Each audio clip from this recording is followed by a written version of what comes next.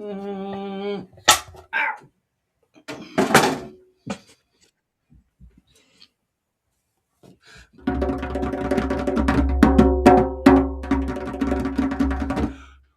Trying to stay regular, trying to get regular, trying to do stuff, trying to be consistent, trying to be persistent, trying to do things on a basis where you feel happy that you're putting stuff out.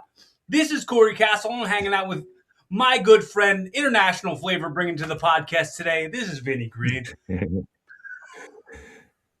Hey Cory, thanks for having What's me up, back, man. It's been a while. dude? I'm good. I'm We busy. Vinnie this Greene, is our author third. River Bones, plug myself.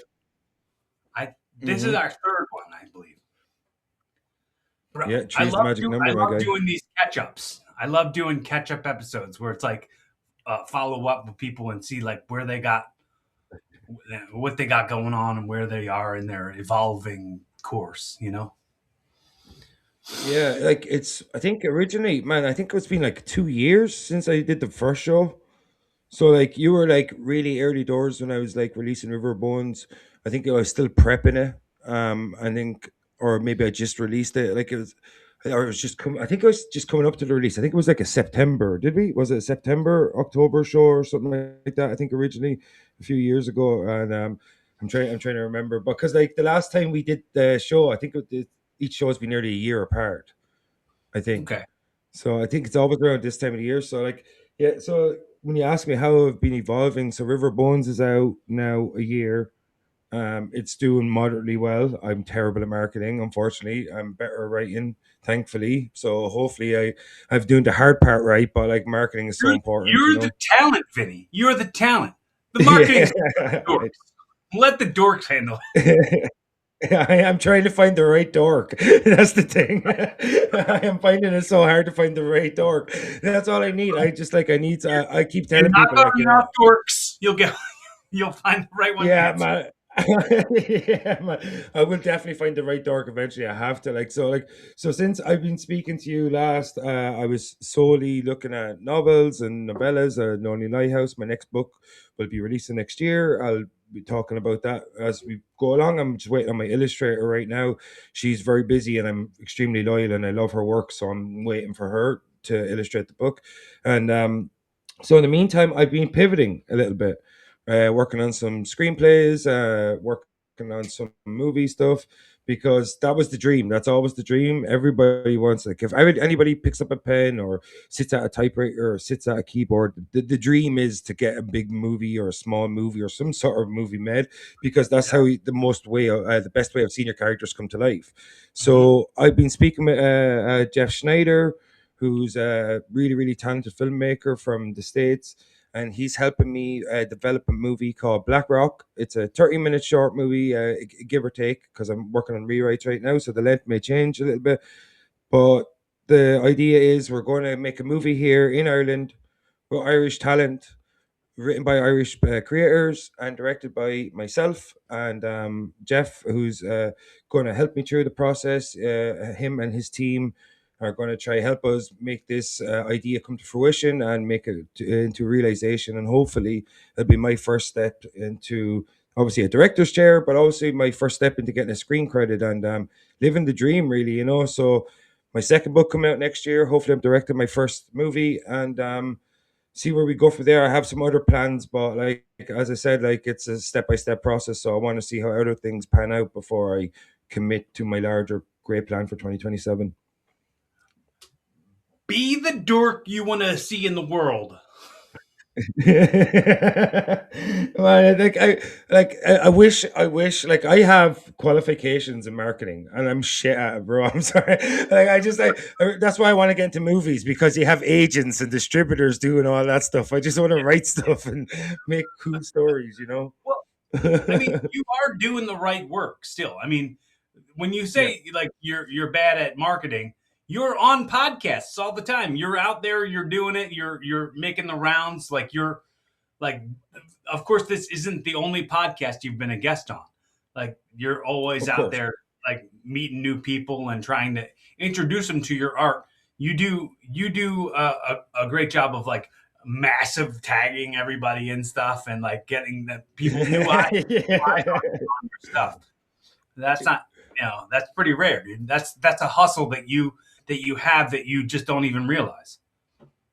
Yeah, I like my problem is I'm not even that I'm lazy. I just have an apathy towards social media, and social media is the best way for marketing. And I have been on Twitter in the past, and it worked really well for me when I wrote for with the 20 with the media obsessive group like 25YL, sports obsessive, horror obsessive, and even with CGC, which is more of a local website. Like, and that stuff worked. Like it did, and but like as I said, like I just want to be that guy. Like if my stories are famous, my scripts do well, or my movies do well, and nobody has any idea who I am, I'm cool with that. Like I'm cool. Like I'm cool. I'm not seeking fame. I just want to be able to tell cool stories, and I want them to do well. And I'm not really seeking fame. That's the juxtaposition of me as a person. Whereas I want my work to be renowned or to be well received. But me Right. as a person, I have no lust for fame whatsoever. Like I would just like if I could make a living and be anonymous. That's totally cool with me, bro. As I said, I don't really lust for fame. I just want my books to do well and my scripts to get made and just my work to prosper. I don't really care about myself as long as I get a decent living from it. I'm not really. That's my problem with social media because to be good on social media and to be good on these platforms, you have to have a hunger for to create a public persona or to get yourself out there. And I just have this weird thing where I want my books to do well, but I don't mind not being famous, you know. Well, I think there's a level of like not seeing instant results that I think a lot of people who get into the creative way and then like put things out on social media and they don't get the instant Mm, like million views, million trillion clicks and likes, and like those dopamine receptors not going off is what like fuels people to go, all right, I give up. And then so like there's probably like a 70% chance of people like starting on creative endeavors like similar to yours and just giving up because social media tells them uh, and isn't directly telling them that it's not good. Just that the dopamine receptors of all those likes and hearts and stuff aren't firing, and then they just give mm, up. It's like they're telling themselves because of the comparison. When you're on these platforms, you're comparing yourself to everybody else who's on these platforms and showing you a billboard of what they want to show you about themselves, not the mm. like the grind in between. That's like uh, the struggle and like the pain that they're feeling all the time. That they're not showing you that. Yeah, as well, like a lot of people as well, they turn themselves into a product and they end up marketing their life, and they themselves become the product, and that's how we got the birth of influencers and the proliferation of influencers. Like you know, but with me, I'm like my life's boring, dude. Like honestly, my life is so boring. Like I live by myself. I got my pets or whatever. I see my daughter on my spare time. But I work a day job. I work a long day job. Like a lot of times, it's like 8, 9, 10 hour shifts. I work hard at that. I'm on my free time. I just write. So like the thing is, I became like obsessed with how to make a book from start to finish, and that's what River Bones came about. And then I got bogged down in it, and I forgot about hey, why did I get into this in the first place? Well, obviously yeah, I want to publish books, but that wasn't the love of the game for me, like you know. And so with Lonely Lighthouse and that's ready to go, except the illustration. So like I decided to set to myself this year I'm not going to talk about publishing another book in 2025. I'm not even going to think about publishing a book in 2025. And all I did was I marketed River Bones and I said, I'm going to create a back catalog. I'm going to create a body of work that if I find an audience or if I find a fan base, I'm going to create a body of work to have it ready to be published or to be adapted or whatever. So I've written short scripts. I've written that the movie I'm going to direct. I'm working on a special project with a Philly native such as yourself. I'm working on my third book right now, which is kind of in a holding pattern because I've been working on the scripts and stuff. So And now I have my next three books. I know where Blood Wolf is going to go in the next 5 years. I know which three books I'm going to write next after We Are Many, which is my third book. And even if I don't find it, like, I'm not going to get discouraged if I don't find a fan base straight off. But I'm going to try to become undeniable. I'm going to try to create a body of work that's so good, that's so solid, that it is going to be undeniable. And that's the way I'm looking right now. Is I'm trying to create a back catalog. So, like, House next year, BlackRock next year, and then I know the future of my company, and that's the best way I think I can set out. Whether or not I grow organically on social media, just that my life is boring. I see other artists, and Bengali's the perfect. He's got such an exciting life. I love him. He's got an amazing body of work, and he's got such an exciting life. But, like, God bless Ben, like, I don't have that. I live in a small village in Ireland. My life is pretty boring. I work a day job. I work my ass off. And I write and I sleep. So I don't really know what I could show on social media to get people to be enamored with Vinnie Greene as a person. But I know if I create a good enough It's body them of work. dazzling blue eyes you got there, Vinny. That's what really sells it.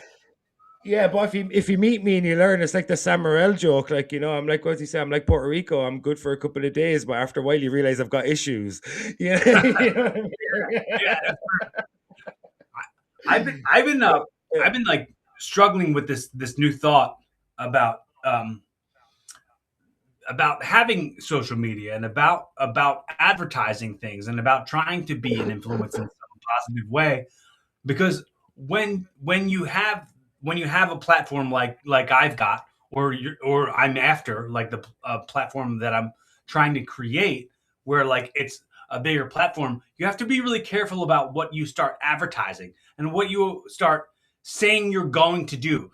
Like I have this old bit, and I'm recently rethinking it a lot, because like I I love doing things around the house, like without being told to do them.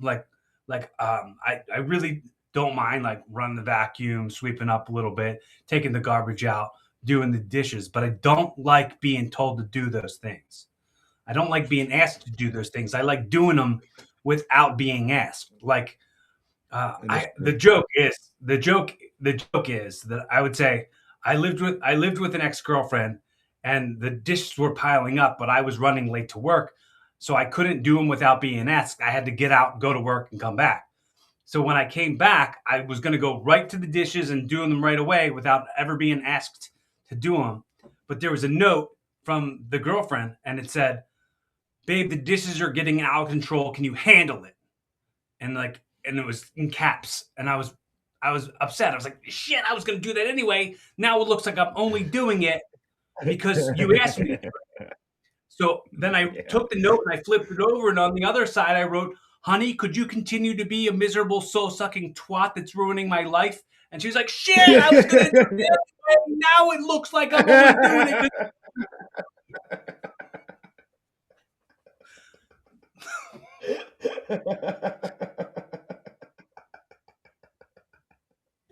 Oh man, that's good. That's like a Rodney Dangerfield joke, isn't it? Kind of like that's good. Like, I love that, man.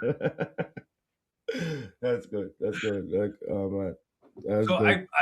I'm like I said, I'm rethinking it now because I'm I'm now cohabitating with somebody. I'm about to get married Good. and things like that.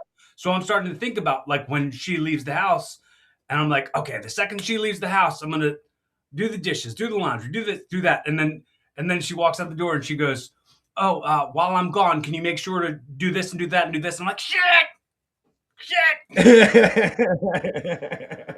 Don't ask me to do things." Yeah. Yeah, yeah, I make that in work. I'm like, oh, just give me a minute. Just trust me. Just trust me. I know what I'm doing. I promise. I know I'm a buffoon, but I know what I'm doing. I just like to mess and joke around. So, like, yeah, but man, yeah, man. Like, the thing is, like, I was in a long term relationship, so I know exactly what that's like. Like, I was with the last lady I was with, Lorraine. I was with her for like 8 years, 8.5 years, something like that. But like the last good while now, I've been living on my own, but I'll be moving soon in the new year and stuff. So like, it's going to be strange living with someone again, because I'll probably do like a house share or something, because I have something planned for the future. So, um, so it's gonna be kind of strange living with someone again because it's been so long since I lived with anyone. Like so, like, but the thing is though, when you live by yourself, I find you get this incredible sense of independence and self reliance, where like everything is completely dependent on you, whether the house is clean or the bills are paid, the garbage whatever is taken out, that you're up to date, you got your internet, all this, everything is up to you. Like I come from a big family, I'm the youngest of 9 kids, so like throughout my life I've always had a support structure around me. Like sometimes it's like less close than others because people are people, but like And that's you a always lot of yeah, like it's like a lot of siblings. I've got like seven brothers, two sisters, or sorry, six brothers, two sisters. One of my brothers passed away in '97. My oldest brother, William, 24 years of age, he passed away when he's in '97. And but like I've always had that support structure around me, and because like I went from I was with my daughter's mother for like 3 or 4 years, and then soon after that I met my next girlfriend. So like this for me, I'm like 38 years old now, and because I went for one long term relationship to another, and I kept my big family.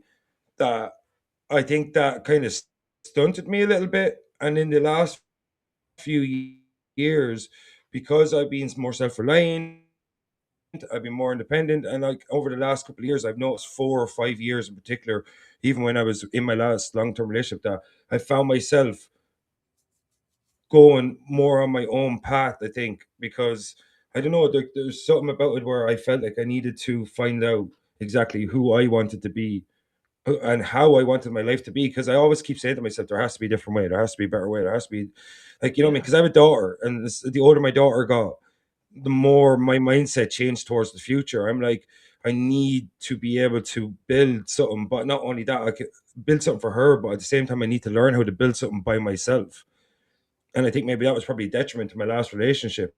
But like, in fairness to my ex, so like, but I think in the last few years, that's what's changed me so much as a person. Like I look back at the way I used to act 4 or 5 years ago, the way I used to think about certain things. And obviously, like I've been so lucky to be on these podcasts with people like you, people like Jukebox, and I've got to interview so many cool, interesting people, and they alter the way you think. And you look at their life experiences, and that alters the way you change and what your goals and how you want to go about getting your goals. Because like we talk about like you're such a cool dude, really chill, and you're always looking to help other people out. And that's such a cool way to look at life. Like every time I talk to you, like even if I'm late, you're like, "Cool, bro. Don't worry about it. Don't need to say sorry, bro. It's all good." Like you're such a cool, chill dude. Like that's like I'm interacting with people like you and interacting with Dylan. Like I've talked to Dylan a couple of times in Beige, Benford, like from Return to Critics. I've talked to them in times where I've been down, and because you have a completely different life experience, you come from Philly, like and the Jukebox from Kansas and Beige is from Cali, and they're places that are so much bigger than where I'm from. Your right. mindset had to be so different and so much more evolved and so much more mature, and you have to be able to grind so much more differently and in such a more persistent way. And that has taught me so much. And I'm in this little village, and whatever I do and whatever way I've evolved as a person is because of all the interactions I've had over the last few years that have been outside what I come into a contact with on my day to day life. Because and that's changed me massively, like being trying to be a creative, trying to be a writer, trying to be a podcaster, like, and because you have these goals and the people you come in contact with outside your personal life, it really does change how you view things. And I think that's one thing I've learned over the last few years, like being on my own and being interacting with all these people from so many different backgrounds, that has changed the way I think about things completely. Yeah. Um. So I know I've talked to you about like viewing America from Ireland and what your Yeah. thoughts are on that, and like how a lot of what culture is comes from here and Mm, like shapes of what course. other countries are, and you feel that in Ireland when you watch Irish actors or British actors and they do American accents and they play American roles on TV shows and movies. What is your thoughts on that? Like, what's the portrayal the portrayal of that for you? Like, do you feel like they're doing a good job? Do you feel like they're like is it forced? Because I can't tell. Like, I know I've been around. British people, and I've done British accents, and they're like, "That's terrible. Nobody sounds like that." Yeah, I can't even do a good British accent, to be honest with you, man. Right. Like when I watch, well, there is one thing.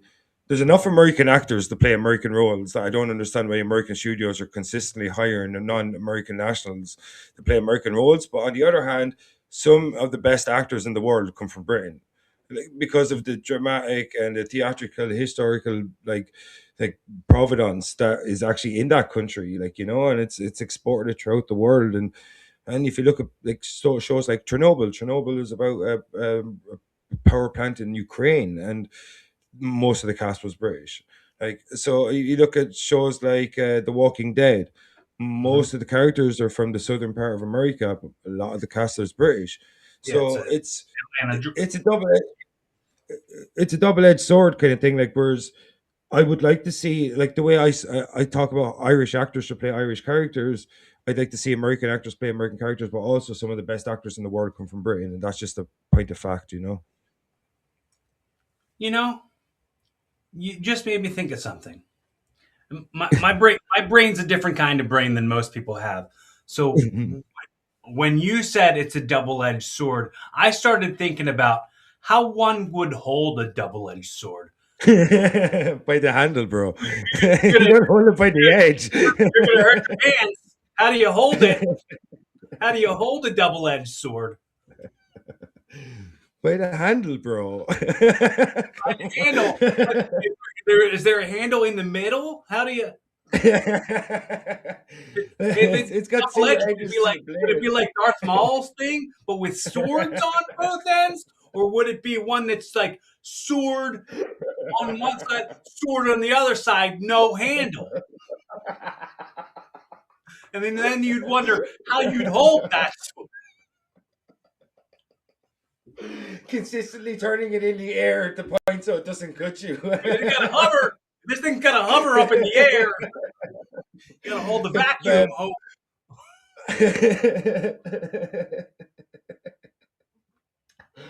Oh man. like But I like, said, I have a brain that's unlike other brains. yeah, man, like what do you think of, like, non-national actors playing characters from other countries? Like, do Well, you like think they do a good portrayal of American accents? yeah, I when like Charlie Hunnam did Sons of Anarchy, uh, Mm. it was SoCal. yeah, it was good. I thought it was all right. Like I didn't have a problem with it, but I mean, I have a different ear than European ears. You know what I mean? Like there, Exactly. when it comes to the dialect and it comes to the delivery and the The, accent. the So like twang. if I were to hear, like, let's say I watched the movie Creed, right? And that's supposed to Mm. take place in Philly. And then they start talking about the word John, which is a word I use all the time. And they're trying to explain John, but they're saying it in a weird way, like they aren't somebody who actually uses it. Like I can tell just that authentic, you know what I mean? Like authentic Philly way of saying it. Like it's just like, oh, okay, well, this is a movie. Like I can wrap my head Did you around say that. John? Like a John. John, like a guy that buys, like a guy that pays for hookers. It's spelled Jawn. So like you'd say, be like, oh, pick this up, pick up this John, pick up this. Oh, I got a John over here. Just pick this up. Like it's just any verb, like anything could be. Oh, look at this John over here. And some guy walks up. What's this John want? Like there's always like you can use that interchangeably for anything. And what's that come from? Um, like it's, have you ever heard the word thingamajig? Yeah, Like a it's like a little thingamajig. placeholder, pretty much. Yeah, it's just anything. Yeah. Like so it Yeah. started when like I think I'm not expert on this part, but I from what I can remember from when I was a little kid and remembering that people would say Jimmy John and that was like a placeholder for thingamajig. Like oh there's that thingamajig, that Jimmy John. And then they just took the Jimmy part off and just made it John. I think. Yeah. I don't know if somebody has a clearer uh, explanation for what John is and where the origins of John comes from, leave it in the comment section. We'll talk about it on the show. But I'm Yeah, it's pretty kind of sure. like over here we have the word yoke. Like we'll go, oh look at this mad yoke. Give us that yoke over there, would you? Like that's how we like that placeholder, and everybody always knows what you're referring to. Like you Right. could be referring to anything. You can call anything a yoke, like a person, a place, a thing, anything, and we'll always know because of the context what you're Yeah, referring like to it's exactly. colloquialisms. Colloquialism. How do you Mm. say that word?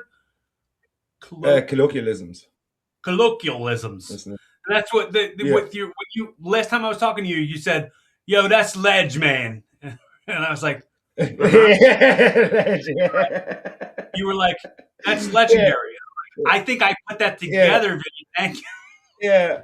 Yeah, we say like as well, or we go like leg end instead of legend, we'll say leg end. That's Like this is a ledge. stupid thing. Like, yeah, that's ledge, bro. Like you're an absolute ledge. Yeah, man. That's what we say the whole time. Like that's when you really like someone and they're after hooking you up, you always go, yeah, man, you're a ledge. You're an absolute Right. ledge, bro. I don't think I've ever used that. You know what? I want to start using that. It's really good. Yeah, I should invade America with my slangs, Oh, and my beautiful. colloquialisms. Perfect. But you all set for Christmas, bro, or do you celebrate Christmas, or you look forward to the holidays, or Hanukkah, or Kwanzaa, or what you doing over there? Hanukkah just started, but I celebrate Christmas, and I think that's like kind of pretty mainstream in America. Uh, so we have our Christmas tree set up. We got gifts and stuff up. So I'm all set up. I'm all ready for Christmas. Nice. Uh, when I Do you when I leave your think gifts about under the tree until Christmas, or do you put them what out the day before? I haven't put them out yet. I haven't wrapped anything yet, so I guess I'm all ready as far as like the stuff I've bought, but I haven't wrapped everything yet. I am not. I still uh, not very good at that. So, uh, Yeah. I suck at what's, wrapping gifts too, man. Gift yeah, bags are the way of the future, bro. what's that? Gift bags are the way of the future. Like Oh, anytime I get stuff, I just put them in gift bags. oh, the gift bags Yeah, are the way of the future. It sounded like you yeah, said man. gives back to a way to the future. Like back to the future? That's what the new one's gonna be called. Back to the way to the future. Back to the way to Back to the way to the future. Yeah, the like, can you do an Irish accent? Like, can I hear your Irish accent? uh, Do you I might. want, like, I don't know. I am. yeah. My heritage is very Irish. I'm almost all the way Irish on my mother's side, but I've Lots of never. German people as well, isn't there, in Pennsylvania area? I'm not an expert on that. And I It's not where it's like Philadelphia's in Pennsylvania, no, isn't it? No. yes, I'm yes, sorry. yes. I'm not an expert on Okay. the amount. It seems like there's a lot of Italians in Philly. A lot of Yeah, it's Italians. like the whole Amish thing where it's like the Pennsylvania Dutch, where it's actually comes from the word Deutsch, which is German, and like because actually outside of Germany, the largest German population is in America, or German or people that originate from a German heritage is in America, and that's where the Pennsylvania Dutch comes from. So actually, like because of Deutsch, the way Deutsch is spelled, and the way it was just Uh, evolved over time I'm a little afraid of German people. I'm a little. because of the World War II. No, I use hand sanitizer a lot. I am a germaphobe. Oh my god. Oh my god. Bro, you snuck that one up on me, man. That's the point. I was like, I thought you were gonna go into like deep reasoning and then you just bait and switch. No, there's no deeper reason. It was all for the bit. I'm not really afraid of German people. just, just yes and my. They love wrestling. German people love wrestling. They absolutely Yeah, love wrestling. I Yeah, also love for wrestling. sure. That's They always have crazy. big shows. That's why I brought it up.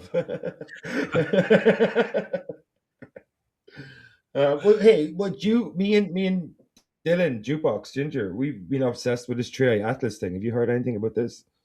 The what?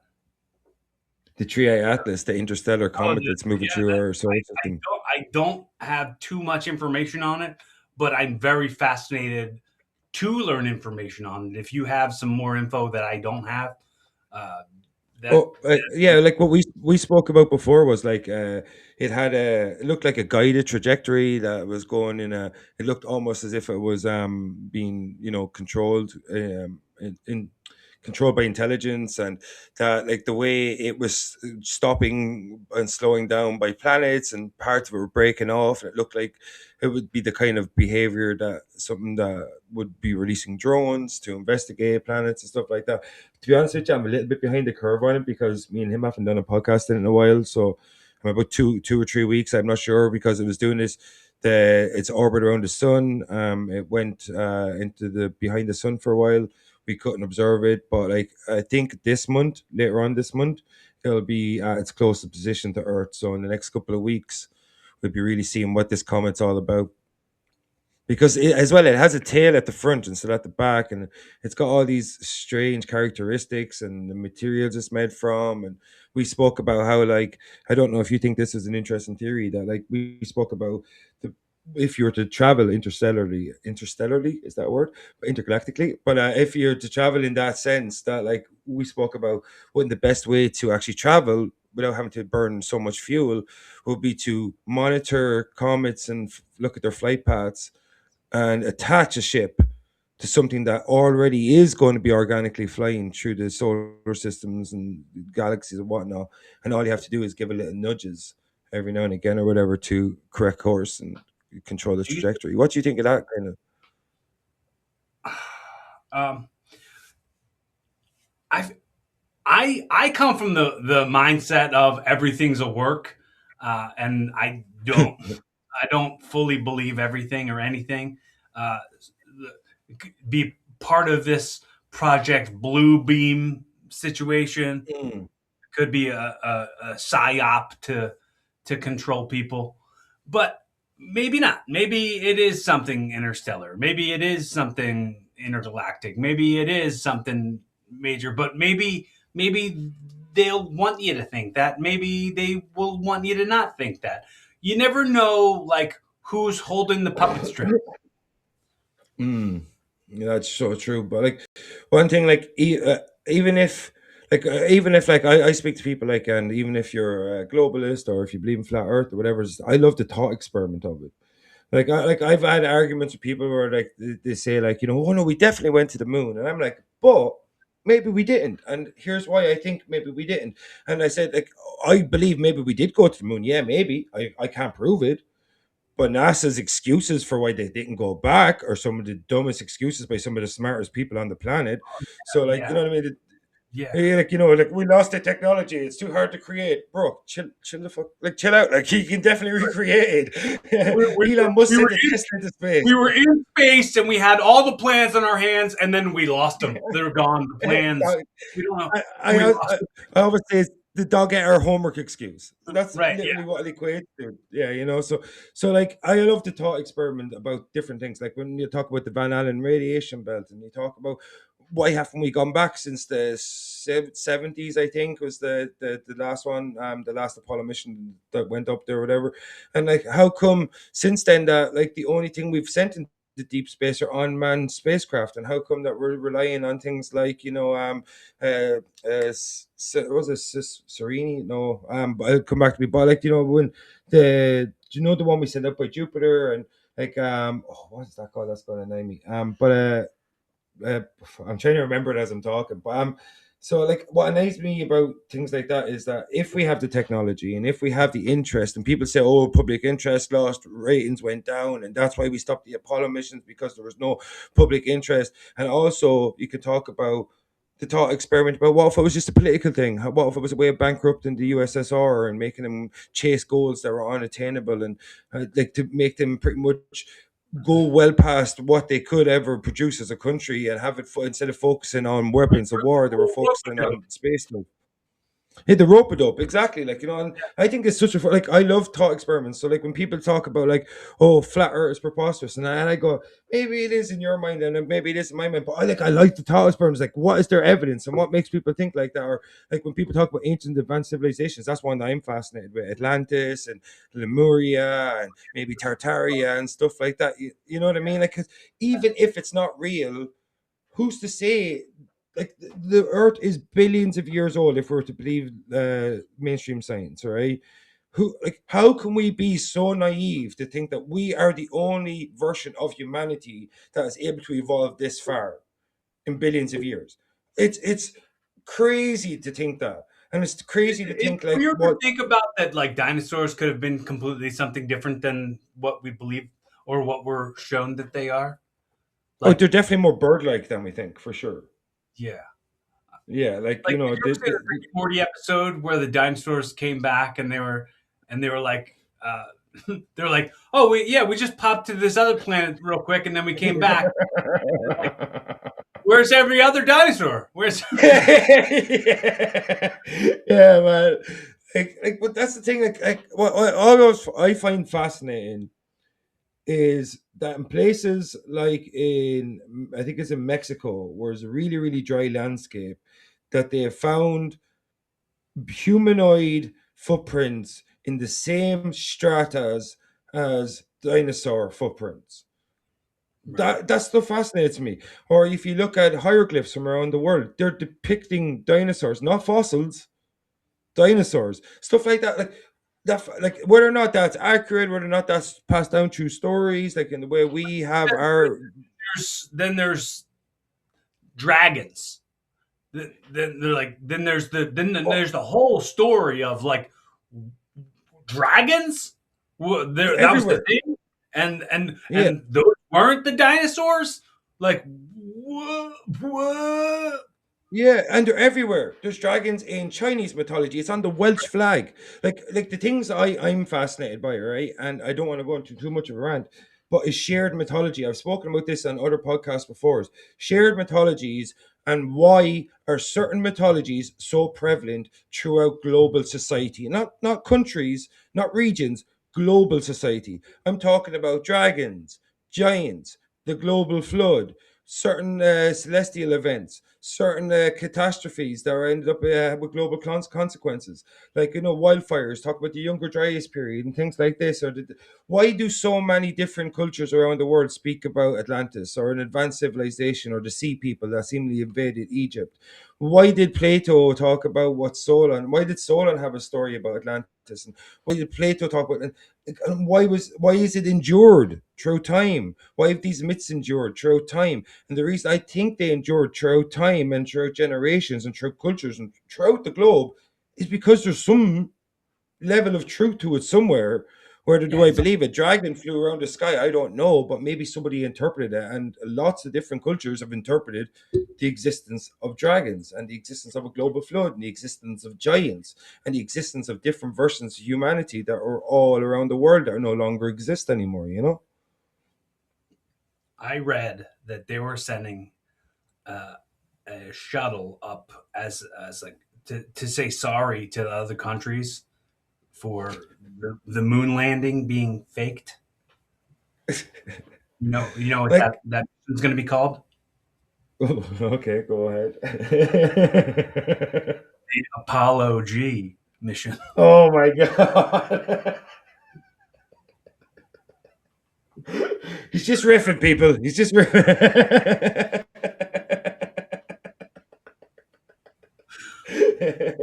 But like, really, I, what if there does come out information where there's all the way provable evidence that the all the things that you've ever believed were not the way that they were.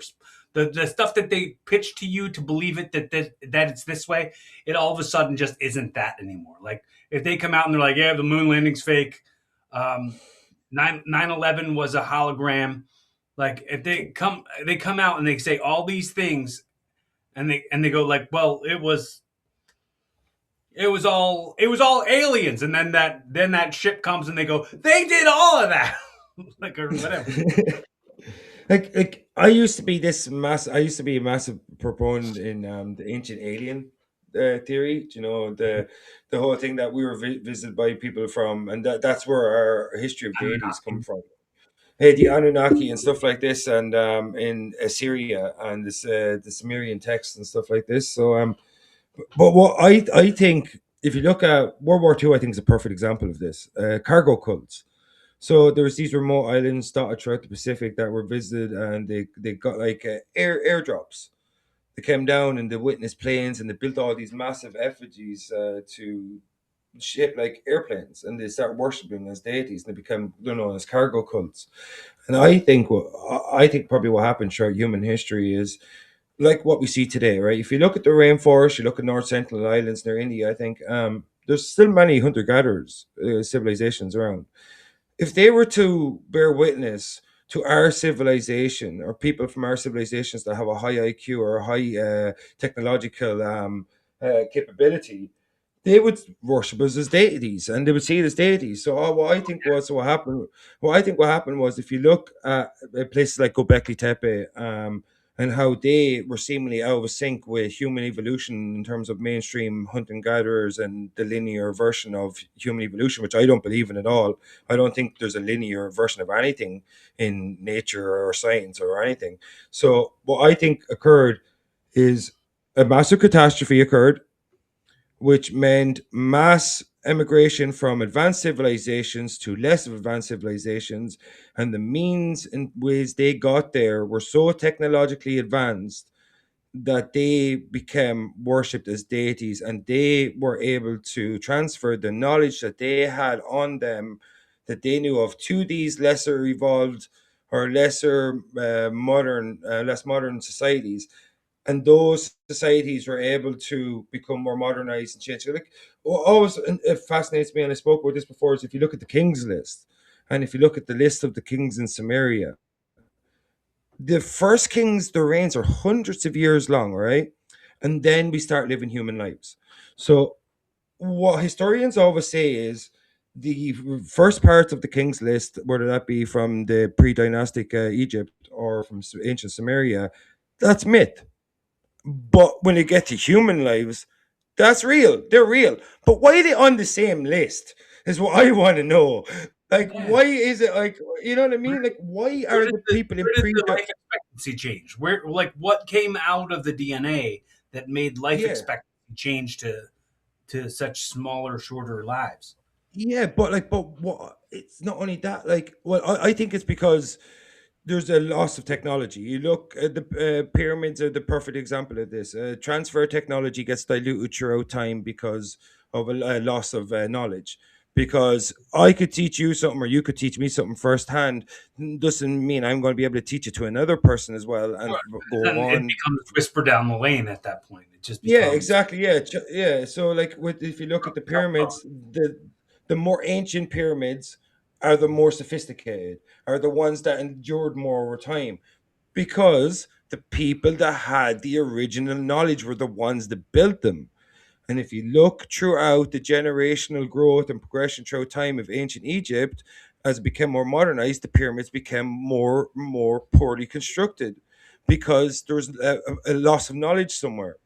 So what I want to know is, when you look out throughout history and we go, the ancient Egyptians were amazing at keeping records. That's what they always say. Amazing at keeping records. Right? They talk about Imhotep building pyramids, and they talk about Khufu and Khufra and all these things, right? And Seti and all these amazing leaders. And then we go, oh, but pre-dynastic, yeah, they just made that shit up. That's just fiction. But I thought these were great record keepers. I thought that these were such good record keepers that were able to say that their kings list and all these people, all the where records they had. where's the lie? Yeah, Where does it yeah, become they're great. exactly. They're great at keeping records, but all this stuff, they just made that It's up. Yeah, exactly. Like so, they go like the ancient Sumerians. They're amazing at studying the stars. They're amazing. They're so technologically advanced. Their knowledge of the solar system was so technologically advanced. All of these things, their civilization was so beautiful. All the records are amazing. But oh yeah, those first few kings, yeah, that was just for shits and giggles. They just threw them in there for the laugh. That guy lived a couple of hundred years. I'm like, so when do we decide that people are reliable to believe in? Like, But they go, you know what I mean? "Oh Like, yeah, all that was just AI. That was AI made yeah, all that up." yeah, yeah. That frustrates me so much. Like when you have people like Zawi Awas in Egypt going, "Oh, this is the exact way history existed because of this is how the Egyptians recorded history," and I'm like, "Yeah, that's cool." But what about all this pre-dynastic stuff? We're like, "Oh, that's phony." Well, you Mm. just said that their version of history is completely accurate because of the way they And recorded it. they didn't Like, have the no. ability to just write something down and like put it in a cabinet. They had to Yeah, carve it into stuff, and yeah. Like, it took an amount of time. So if they were but going I to look. take all that time, why would they just make everything up?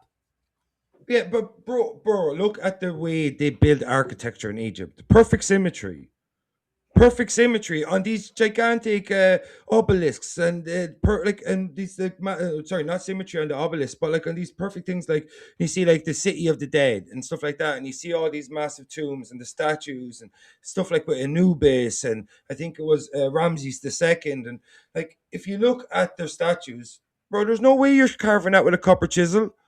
I don't care how good you are at chiseling. I don't care if you're a sixth generation chiseler and your father was the Cristiano Ronaldo or Lionel Messi of chiselers. You're not Yeah, getting perfect symmetry with a copper chisel, and you're not going to chisel into granite with it either. I don't care. Like so I don't understand why I, we look at these hieroglyphics and we go, okay, certain things are complete depictions of history and certain things are complete fabrications because they have things that look like helicopters, they have things that look like weird submarines, they have things that look like the big light bulb. We talk about how did they light the pyramids so they could work on them. Well, there's no subburns anywhere inside any of these pyramids, none of them. Like you wouldn't be able to breathe. You'd be asphyxiated in no time because of the smoke from the flames. So how did they light it? Well, they show in a hieroglyph to have a guy with a gigantic looking bulb thing. So and then you go, well, how did they have electricity? That was invented by Edison. No, it was discovered by Edison. These things are always there. They just keep being rediscovered and rediscovered and rediscovered. there's a, So there was a look like tech that we things don't like know so about. like yeah, like yeah, it's like we evolve differently, but sometimes I think it's like convergent evolution. Sometimes where two things evolve completely separately and end up in the same place, or in a similar place or a similar mold. So I think they just knew how to do something with megalithic stones that we can't do. We're not saying that they're more advanced than us. They just were better or different at constructing things than us. Do you believe in alternate universes, alternate timelines? Do you think that like maybe there's an alternate timeline where like we know what they used and like we know who did it and things like that? Do you think that like I think like all it would take for something like that to occur is like stuff like the Great Library of Alexandria not being burned down when it was burned down.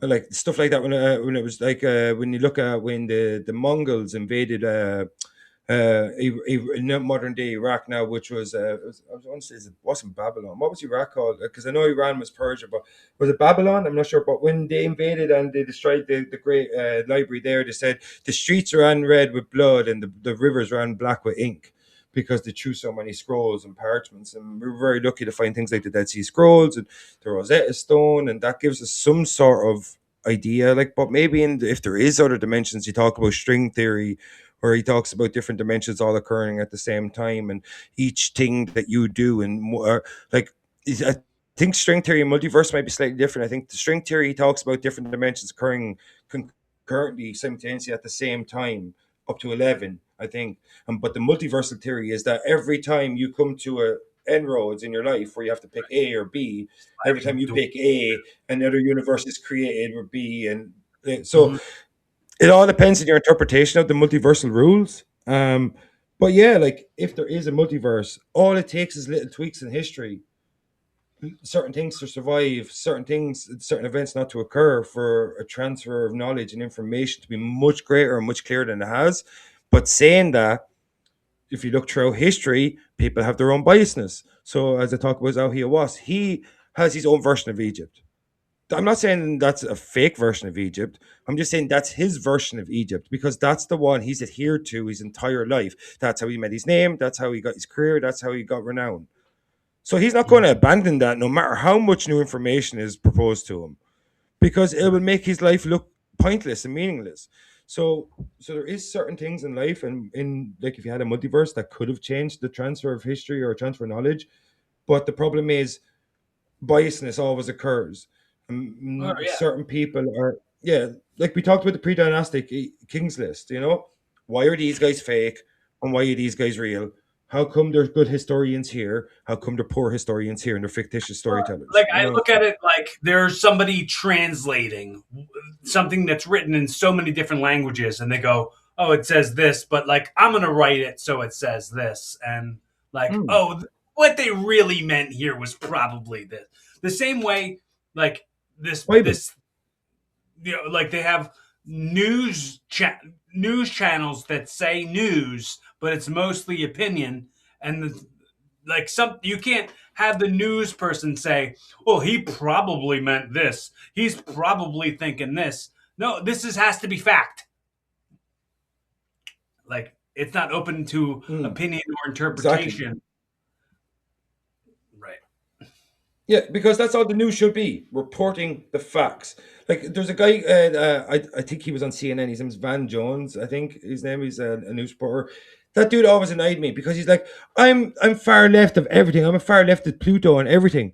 Really? You're that one dimensional as a human being that all you can see is the everything on the far left. Everything. Like, so This that stuff goes annoys me. back And to me then, talking about being careful about how you advertise yourself because there's always new mhm, information. There's what you yeah, announce and what you decide to celebrate. Like there's always new information. There's always like, oh dang, I didn't realize that it was such a zoomed out thing, and I was so lost in the sauce at this moment, and I was wrong about that, and I was wrong about this. Like I've recently come to that like with some things mm, where I'm like, wow, I felt really passionate about this thing that I thought all the way right about, but like maybe I wasn't all the way right about this once or twice in my life. But like I can't ever be all the way certain about anything. So what I can be certain about is that like I'm not going to tell everybody everything that goes on in my head. yeah. Like Like, but that's maybe but I'll hold it to myself. earlier on when I was talking about the thought experiment thing, like the way I approach certain, like nearly every subject that I look at, is that the best thing to do is just look at it from both sides of the argument. Look at all the facts. It's actually a really fun way to look at everything. Like so, if like I like you can say, oh, whether or not do I know we go to the moon? I don't know. It's like I said earlier. Do I know Right. about pre-dynastic? I don't know. But like what I'm looking at is the evidence from both sides. I can tell you there's evidence that we went to the moon because yeah, there's video footage of it seemingly, you know what I mean? But I can Right. also tell you that there's proof that we might not have gone to the moon because of the Van Allen radiation belt and the fact that we stopped going back there after a certain period of time, which tells me that they maybe had an end game with all of this and it kind of coincided with near the end of the Soviet Union collapsing. But like these are all things like so I think anyone like the Van Jones dude I mentioned, like a few years ago, he said this about the far left of Pluto of everything. I think that is such a silly way to look at anything Right. because Chris Rock says I'm conservative about certain things, and I'm a liberal about certain things. Like you know, so like how can you be like? But and so if you look at your mind is skewed in a sense when you're talking about the news that I'm far left the Pluto of everything. Well, dude, then I don't want to hear anything from you because now I know your opinion is skewed in one way.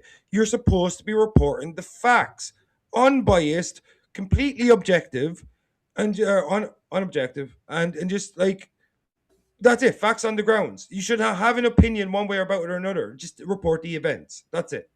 Everything is pro wrestling to me. So the way my brain works, everything goes down back to pro wrestling. Like look at like commentary on any sport. They're like, oh, these guys are like objective and they're non-biased. But in wrestling, there'll be a heel commentator and there's a babyface commentator. So like the heel commentator will be like, oh, like he got what he deserved, and like he'll like favor the bad guys, and there'll be one that like favors the good guys. Like that's Jim Ross, Jerry Lawler. yeah, Jerry Lawler. Yeah, exactly. So there's a ton of like pro wrestling comes into my thoughts and my theories about anything and everything. That's why like I really I really believe everything's a work, just like wrestling's a work. Like just it's all controlled in some way. So It's they like go, that oh comedian. oh is the world fake? No, it's just choreographed. Yeah, it's like that comedian's joke. He's like, imagine you're a government, right? And you're looking over 6 million people or whatever in Ireland, like, and you say that you don't lie to them. Like, he goes, well, I've got a kid. I've got one kid. And he goes, I lie to him all the time. Like, you know Ron what I Funny. mean? Like yeah, yeah, like, you know what I mean? And that's a great joke. It's a perfect like analogy for of course the government lies. Like Yeah. the whole idea of a government is to exert control. So they have to create a narrative, otherwise they can't control the narrative. It's simple. It's literally so simple when you look at it For that way, you sure. know? Look at it like being smartened up to kayfabe, like for pro wrestling. Yes. Smartened up to kayfabe as a wrestling fan, and you go, okay, now I can accept the show for what the show is, and Yeah. then compare that to being exposed and smartened up to what Santa Claus is as a kid, and Yeah. and then take that and then compare that to every other thing that you're seeing, as far as like who you vote for and people getting mad at other people for voting for the wrong person or what left, right, east, west, like up, down. Like it's really like it's all not that much of it's not as deep as you're making it. Like Yeah, like they're all singing off the same hymn sheet, like every exactly. one of them.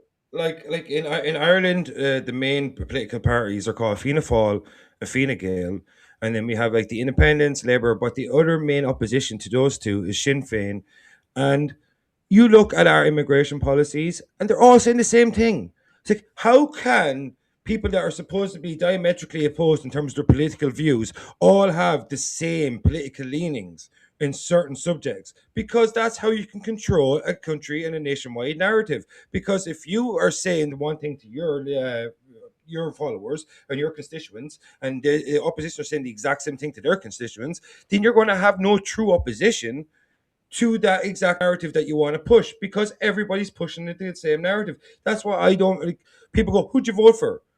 Like who am I supposed to vote for? Like, is the way Max says in Always Sunny in Philadelphia is like, oh, I'm supposed to be vote for the guy that's plowing me in the ass right now, or the guy that's about to plow me in the ass. You know what I mean? Like, so, like, what are you supposed to do? Like, Right. so you know what I mean? So like that's what annoys me about politics, or I don't really like two party systems. Because Right. so you either play for the B team or the A team or whatever, or you don't get to play at all. Well, that's not democracy. Right. Yeah. Like That's that's not democracy. That's like what China are doing, except that China aren't lying about it.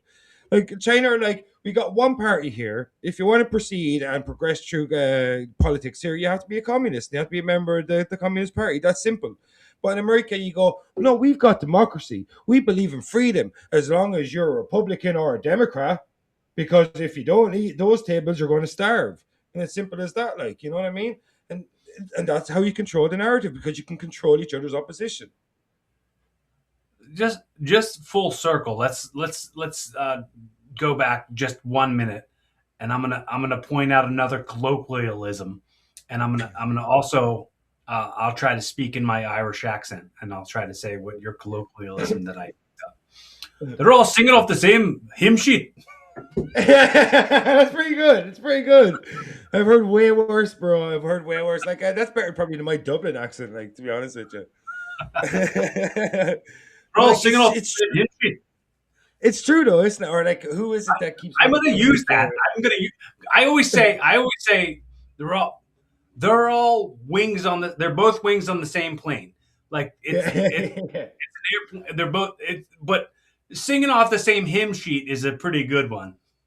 Yeah, man. Like I think it's beige that used to make fun of me the way I said think, because like I had to start saying think on American podcasts and saying instead of think, I used to say think like with no H because my accent like we drop letters a lot. So when we Mhm. say the word that, we like when I say that to you, when I speak that, I will say that in the way I would speak Mhm. normally, like that, Right. like it's a D-A-T instead of that. And when I say Uh-huh. think, I'll say think without a H. But when I'm on American podcast, because Beige slagged me off or instead of like bantered with me or whatever, I always say think. I always pronounce. That's why before we went on air, I was doing the elocution thing. Pronouncing the way you say the letter. Instead of saying H, you say H, and Yeah. even with the letter Z, you would say Z probably, right? No, I say Z. I say I'm some of my terminology has been Americanized because of the Okay. amount of American content that I consume. So, Right. like earlier on, like the other day in work or something, I said parking lot instead of car park. Like Uh-huh. stuff like that. Like because I write so much in the American vernacular, and because I watch so much American media, that my version of Hiberna English, that we call the Irish version of English, my version is slightly skewed to Americanizations in terms of what verbiage that I use and certain pronunciations that I use because I just sponged it in over time. I want to talk for a second about like what we started talking about right in the beginning. Like Yeah. even before we went live, we started on mic when we were just talking about like consistency. We were talking about getting sitting down and doing this, and you were like, I'm a little rusty because it had been a Mm. minute since you've done the podcast again, and I want you to feel seen, and I want you to feel not alone in that because the Yeah. only podcasts I've been recording lately have been like by myself or with AI because setting up, getting people to sit down with me and do it is a challenge, and I've just been sitting out from those challenges recently. So I'm with you in the rust. Yeah, like the thing about podcasting, what I found when I back in a couple of years ago, I host Invasion of Body Snatchers with my long term friend Noel John Toohey. We did Dark Side of the Moon, which to be honest with you, I love the content, but because superhero stuff had been so saturated, we eventually dropped that and we did like some interviews. But our mainstay was Invasion of the Body Snatchers, where I met lots of people, lots of cool people, and the hardest thing about podcasting is consistently booking guests. Like it's so tough because you have to network, and sometimes you get lucky. A guest will introduce you to another guest, and like the way we spoke earlier on about how I'm working on a project for Matt Butcherell, and you actually introduced him to the podcast group that we're all on together online, Uh-huh. Uh-huh. and and little things like that. Like we're even though I'm from Ireland and Dylan is from Kansas and Beige is from Cali. I was the one that actually introduced Beige to Dylan because I met Beige through the Mr. Goodbeer podcast and stuff like that. I think it was through Mr. Goodbeer. And actually, no, I met Beige actually through a podcasting group on Facebook. This is literally how I met Beige, a guy that I absolutely love today. And I haven't met him in person, but I've podcasted with him so many times. We were in this like podcasting page and he just posted something about his story, and I DM'd him and go, "Dude, your story's kind of interesting, really cool. You look like a really cool dude. Do you want to sit down and have a chat?" And this is a dude now I spoke to for years after that initial interaction. You know what I mean? So, but yeah, Yeah. but the toughest thing about podcasting is consistently booking. Like it really is tough.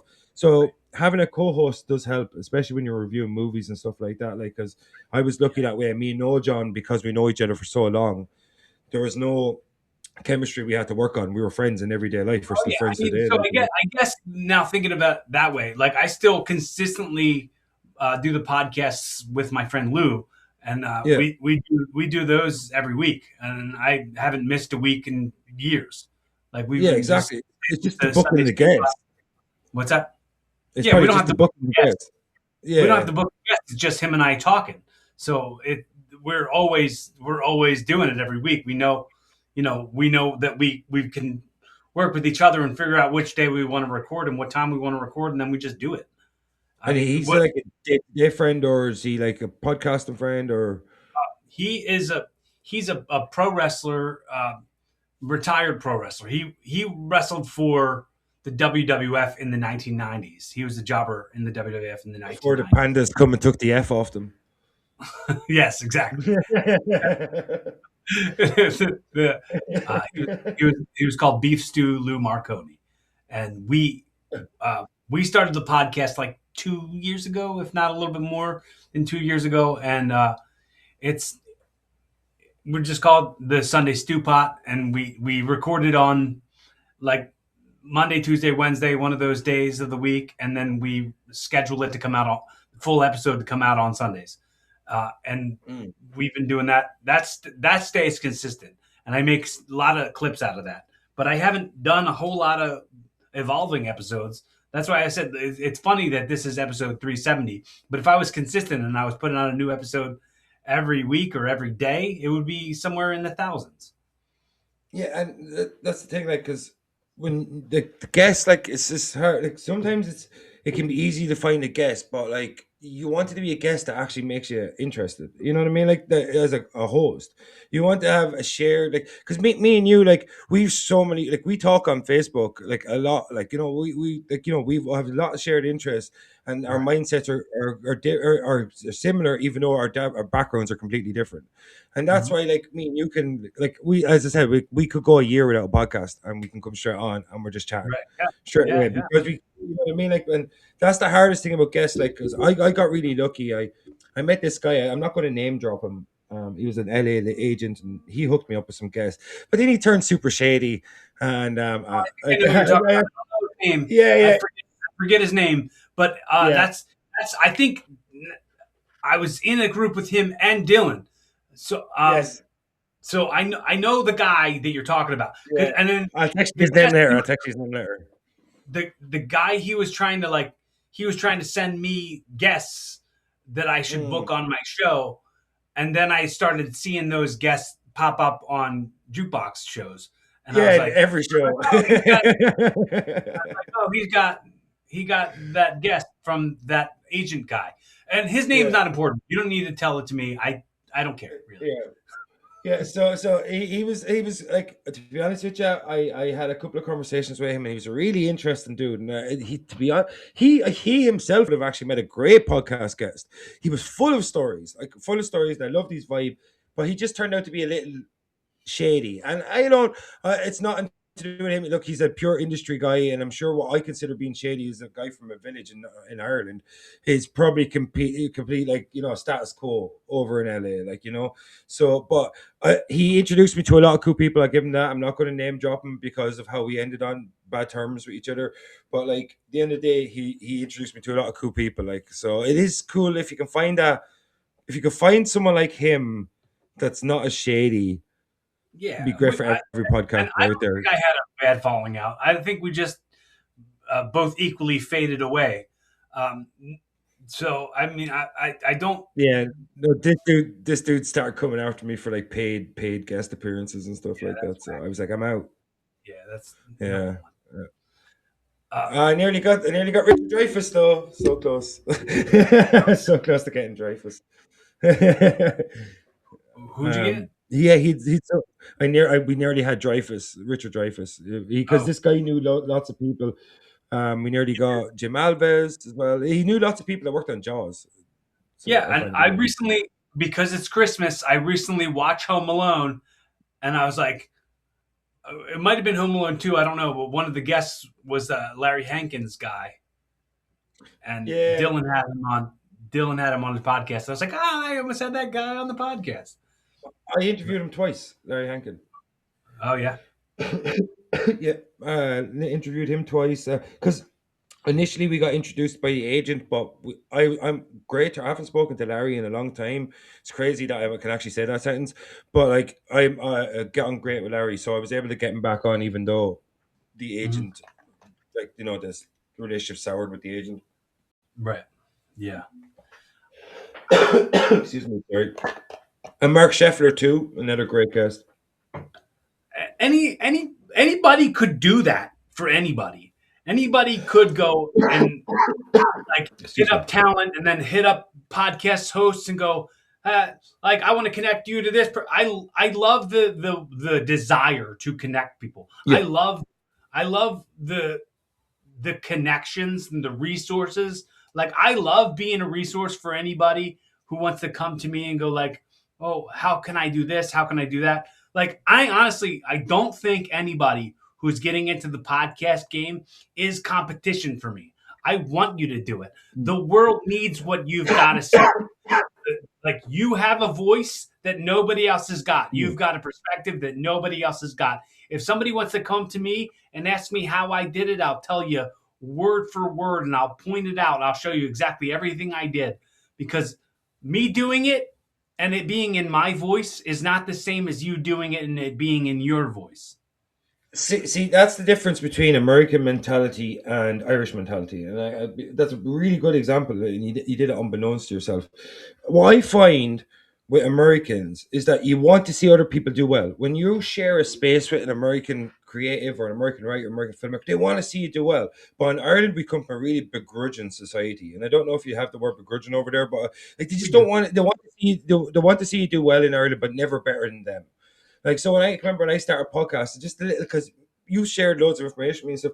Just a little thing like about how we set up our audio on Audacity.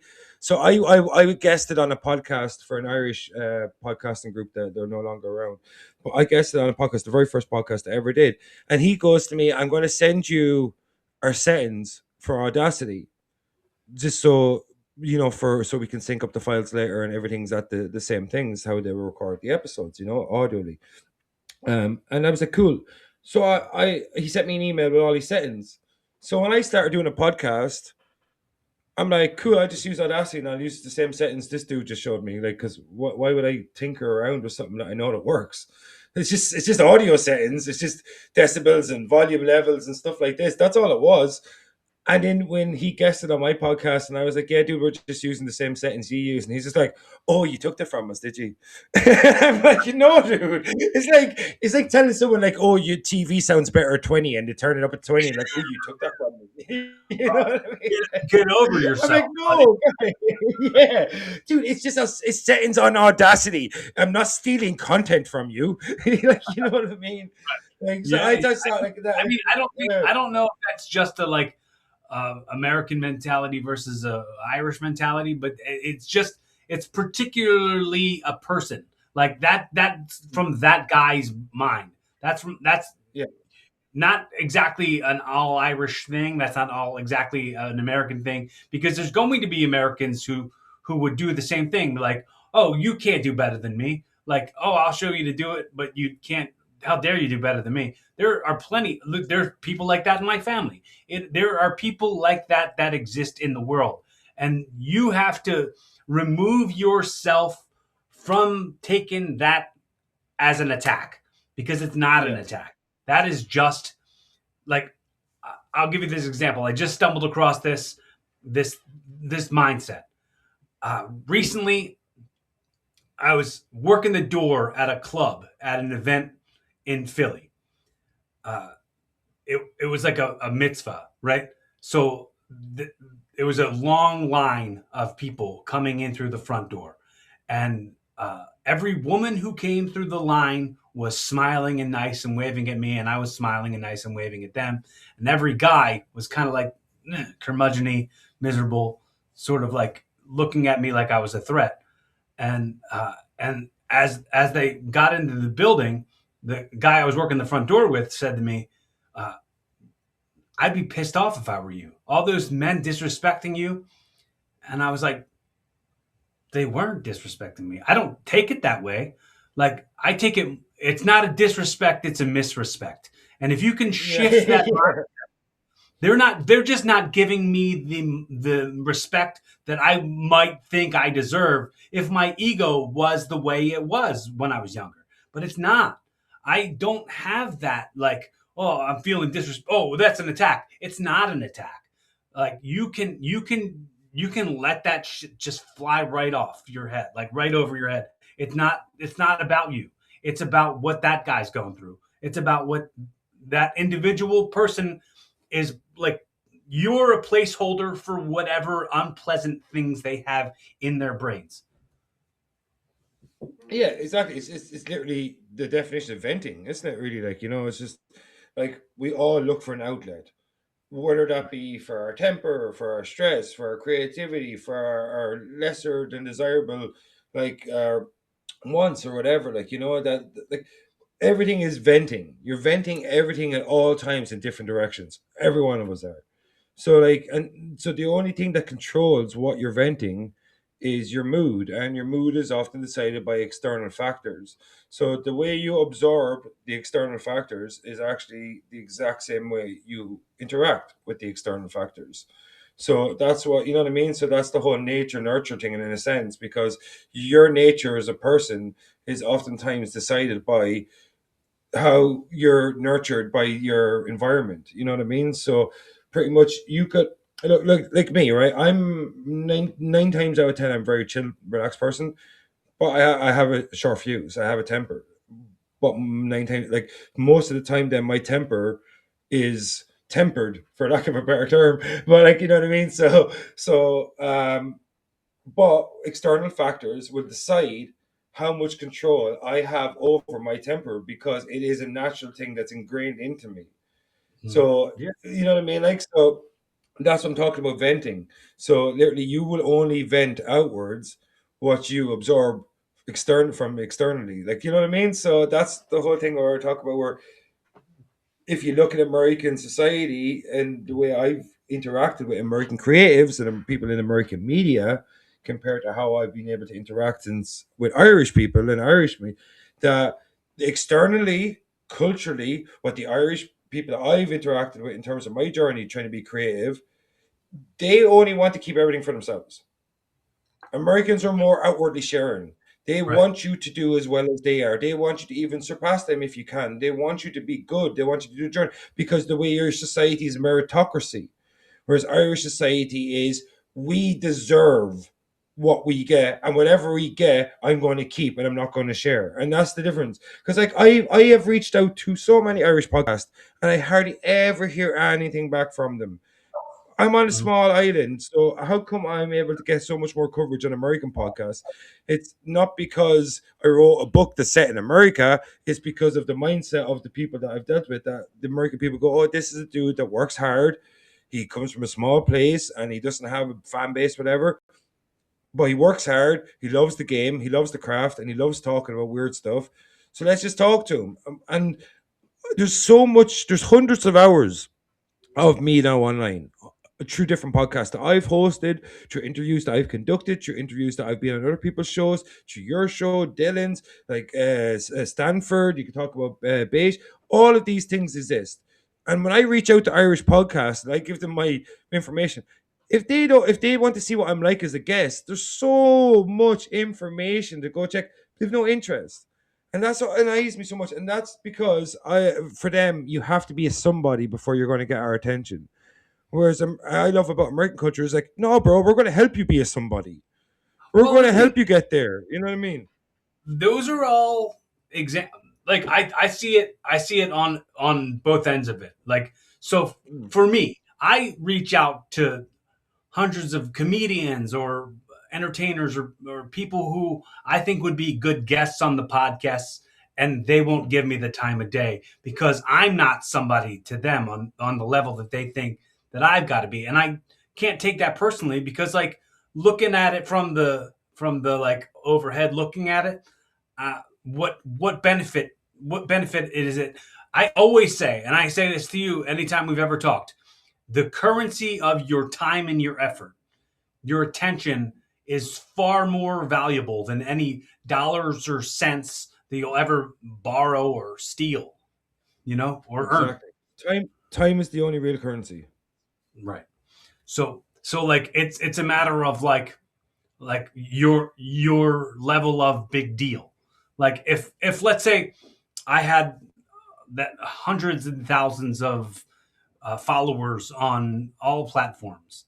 Anybody who I wanted to get on the podcast, I'd get them on the podcast. But that doesn't change the fact that I'd still want to have people that I know I can have good conversations with, like you. You know what I mean? Man, That's there's a guy called Robin Block, right? He's produced the In Search of Darkness series. Is this a guy that's widely successful? When I was doing Invasion of the Body Snatchers, the very last episode we ever did was our interview with him. And he Mhm. spoke to us about, he goes, I don't care if you've got 2 followers. I don't care if you got 2 million followers. If you take the time to reach out to me and you're passionate about horror, about this genre, about this medium, I will talk to you. I will come on and guest. And I think that is the way, because when you say these people that think you're beneath them, what do they get from it? They get to help another creative become successful. That's all. Like, I if mean, no but matter if, they're not thinking about anybody else but them.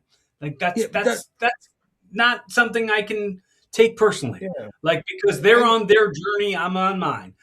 I'll get to the point where like you'll want to be on my podcast at some point without me coming to you and begging you to do it.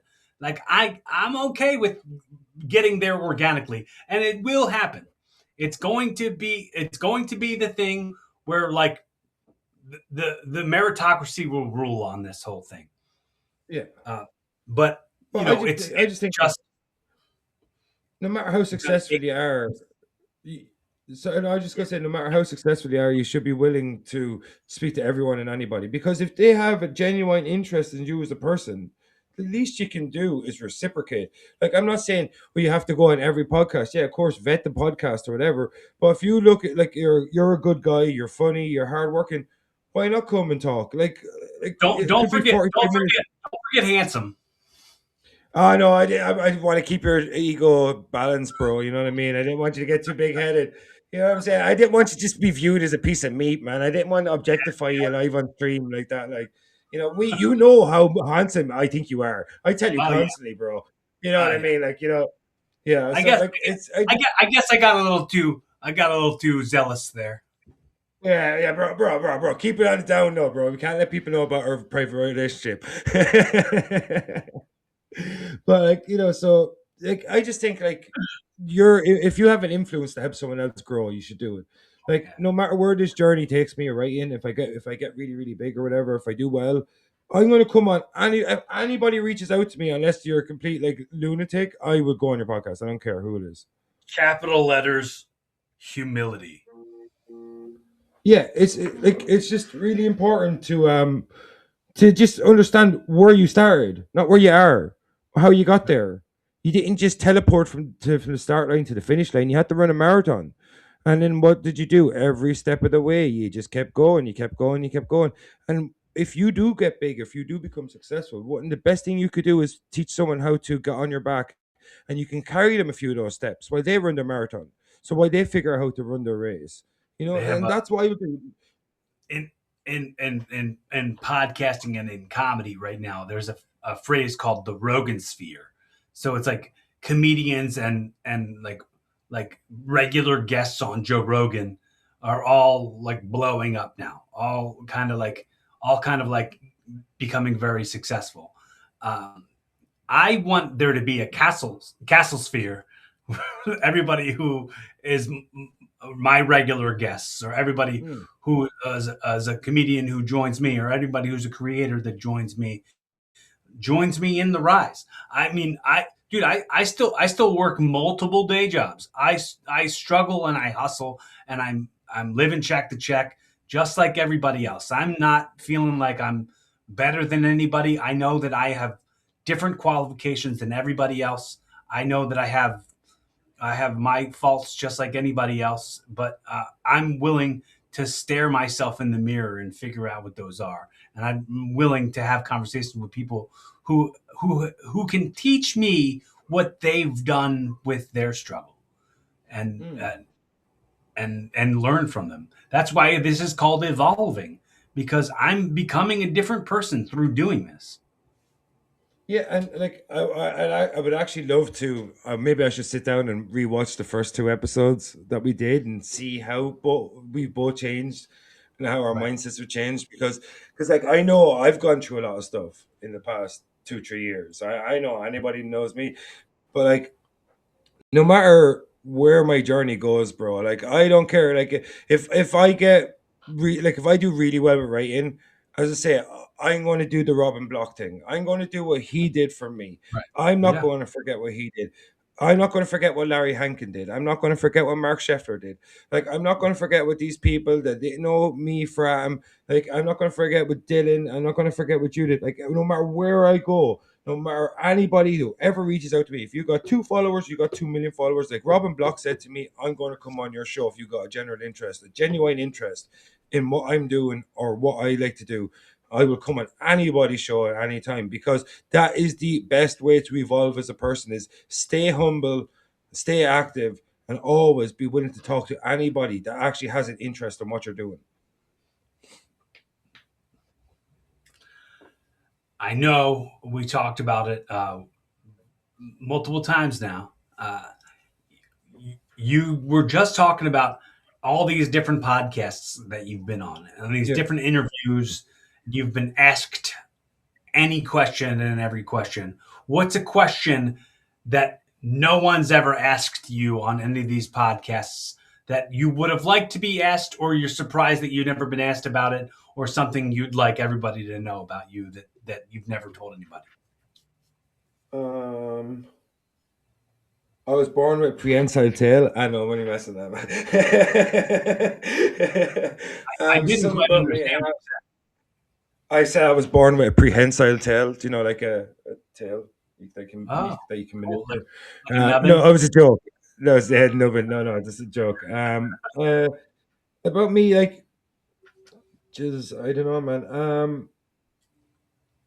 Like I've been like I've been on podcasts where the talk. I've spoken a bit about my personal life. I like to keep that kind of stuff pretty insulated from the internet. It's why I make You don't a have to terrible. expose anything you don't want to expose. No, no. I mean, like I was just going to say that's why I'm terrible at social media because my life is so like I like to keep my life insulated. Like so that's why, and and it's very boring. My life is to be honest with you, but I think the thing I would like to I don't know, man. Like most of the questions that I've been asked about writing, about history and stuff, like um, I suppose one good question you could ask me is, do I believe there's a God, or do I believe there was ever a God? Um, my answer is probably no. I believe that certain things have been interpreted as gods through history, but maybe like you could say it as well that like if God is plausible, so is a simulation, and then like are we created by like are we created by certain things that we think are deities that create some sort of simulation and like it's just swings and roundabouts. You don't want to go too far into my brain, bro, is what I'm trying to say. Like because these are the things that I sit with like the stuff that fascinates me is death and existence and how existence occurred and how we perceive death and Live what does death inside a feel car like. battery. Yeah, yeah, or like live inside a marble, like in the end of Men in Black. But Men in like Black 2. The end of Men in yeah, Black Men in 2 Black, was the yeah. it was worth all of the first movie and like all of it just leading up to that marble scene in the locker at, at the end of Men in Yeah. Black 2 that makes everything else make sense. But yeah. So the thing that I know you could ask me about that no one's ever really asked about is what fascinates me the most about human existence, and it's probably like perception of death. And that's something that I've pondered about a lot since I was a child, really, to be honest with you. Like, and what does it look like? What does it feel like to not exist? And people say maybe it's like sleeping. Sleeping, you kind of dream and you exist in a sense. It's just a subconscious existence and it's more ethereal than what we do in an everyday life. But when I look, like, when I was younger, I used to be terrified of death, to not exist, to not know um, life Well, anymore and stuff. So, well, but the you lost older your I've brother gotten, at a young age, right? yeah, I was 10 when he passed away. So So, like and when the you same think year, about my that, grandmother passed away and my uncle. Yeah, when you think like from a of that young now, age, I've known death. sorry, What I think about, what I think where do about you think is he went? he never Where got do to you meet my. think he just doesn't It's like Killian Murphy says in yeah, I think it's like what Killian Murphy says in Peaky Blinders. They're just not here anymore. They're just gone. They're not like it's just they're just gone. I've no proof to that, but Right. I have proof that they're not here. People, as I said, like it's the ethereal thing. Like, do we become matter? Do we still have some sort of conscious existence? Is there a link to paranormal, supernatural, blah blah blah? I just think one day everybody, no matter who they are, no matter how much of a life they've lived, no matter how much wealth they've managed to manifest or create for themselves, that like there's going to be a day where we all shut our eyes and our eyes won't open again, and we'll no longer be able to conceptualize existence in the way we know today. So you can't compare it to sleep, as like I said, because we still have REM, we still have rapid eye movement in our sleep, and that's how dreams are constructed. Our brains are still active, so we still exist on a subconscious level. It's, as I said, it's ethereal, but that is the lack of consciousness. It's the complete voidance of existence, and it's, to be honest with you, I've had this strange fascination with what that would be like in terms of perception, and I feel Have it's just you? nothing, you know. Do you? Are you? I mean, you probably know this. Uh, are you familiar with DMT? Yes, I've heard of it. I listened to a lot of GRE. Because dimethyltryptamine is like they call it this spirit. It's like this. Spirit molecule. It's yeah, sort of the spirit molecule that like when you die, that gets released into your brain, and like you're in a a trip. And try to think of like, does that trip go on forever? And that's like what the spirit is, and like it's very it's very But it confusing. can't. It can't though, Corey, because if your brain is the thing that is exuding and creating the DMT, as soon as your brain no longer functions, then the DMT can no longer be created, and that is the end of existence. That is the ceasement of life. You know. So But I it's think what our the release you of know, DMT is. Yeah, I just think that the release of DMT is our brain's way of protecting us from the fear of death. It's going to send us on this one great, massive, beautiful, magical journey. So in our last moment, we don't feel fear, because that's the thing that I always spoke about in my life. That no matter how I die, no matter when I die, I just really hope I'm not afraid right before I die, because I think that would just be the worst possible experience. And maybe because of our fear, like as a species, and I've spoken about this Lovecraftian quote, like the greatest human emotion is fear, and the greatest fear we have is the fear of the unknown.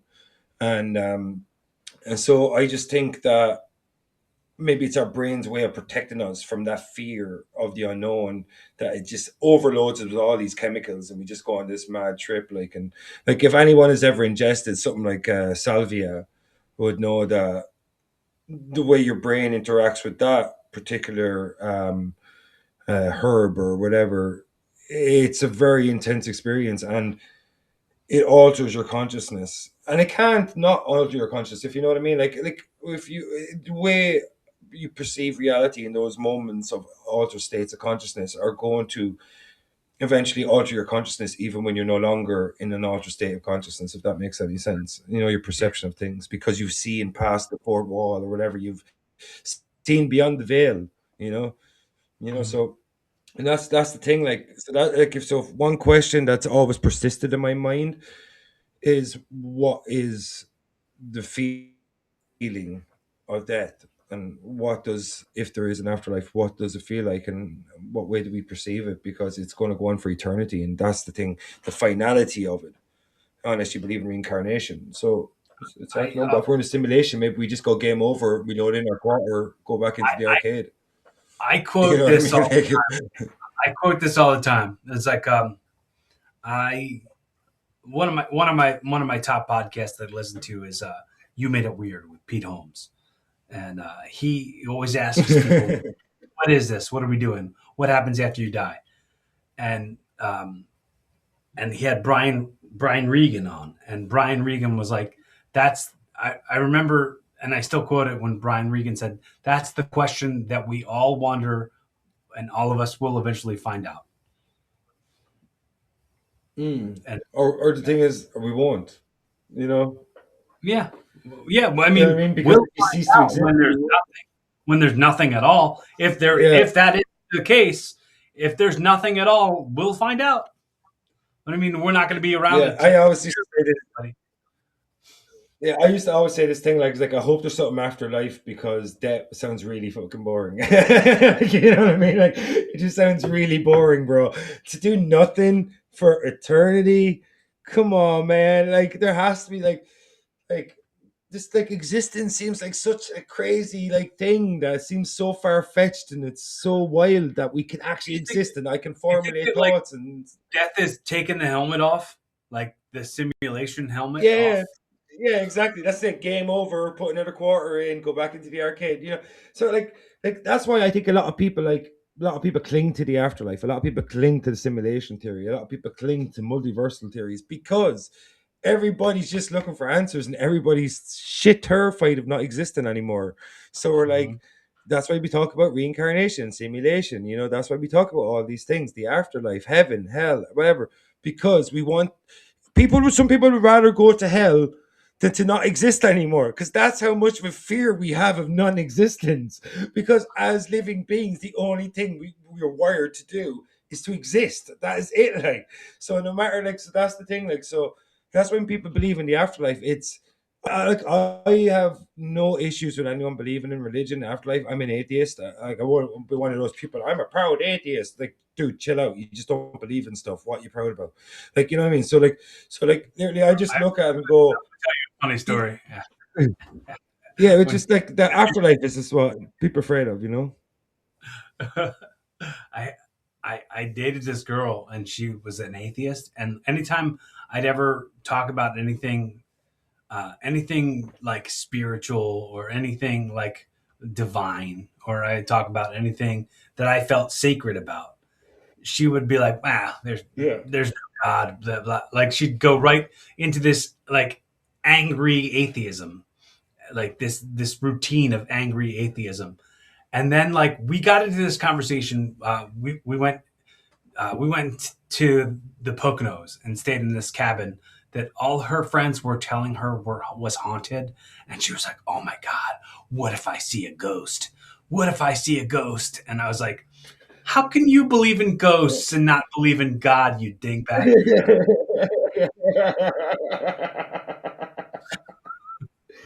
Yeah, but that's the thing. I think maybe I don't believe in ghosts, so maybe that's because I'm an atheist. But I don't know. I just think it's like I've been to so many creepy places. And I've never seen a ghost. I've seen other things that have scared the shit out of me. They just didn't Right. happen to be paranormal or supernatural. You know what I mean? Like, but there's Yeah. plenty of terrifying things in terms of landscape, nature, and stuff. But Yeah, guns. yeah, I've never seen a ghost, so I can't. Yeah, people are scary enough. The live ones are scary. We don't have to worry about the ones that died. You know what I mean? This ghost can't There's touch plenty of anything. people out there right now that are. This ghost Yeah, can't touch yeah, but that anything. crazy dude, he's a gun. Yeah, there's no ghosts with He's like, guns in ghost stories. yeah, yeah, yeah. It's like, oh, they've got ectoplasm. We're like, well, that dude's got an AR-15. You know what I mean? So, there's so much there's so much out there that can scare you already. Like, that it doesn't have to be ghostly. But like, yeah, that's so funny that she doesn't believe in the afterlife, but she believes in ghosts. You know what I mean? Like, pick a lane. Like, come on, She's like, "That's like, not come funny. on. I don't believe in ghosts." And I'm like, "But why did you even? Why did you say it?" Like, anyway. Yeah, but like, have you ever noticed though, like some places just have bad vibes? Oh yeah, Like, yeah. I've been to like, dude, maybe like I like in Ireland here, there's so many like old places that have been inhabited. Excuse me, in Irish history, and it's even locally. Like I've been to places, it's just bad vibes. So that's an interesting thing, that a place can maintain a negative energy due to something that occurred there previously. But are we the ones subconsciously creating the negative energy and not the place itself because of the context that we are giving it? That's the thing. Well, like think about it like this: there's water in everything, right?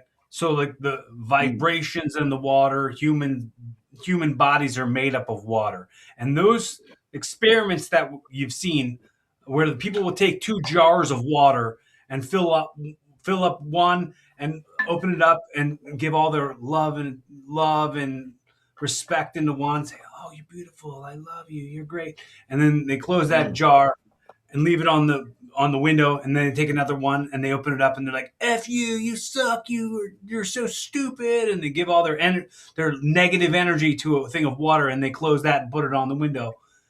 The one that they gave all their negativity to is black, and the one that they gave all their love and their positivity to is clear and perfect and clean. Uh, mm, so there is water everywhere.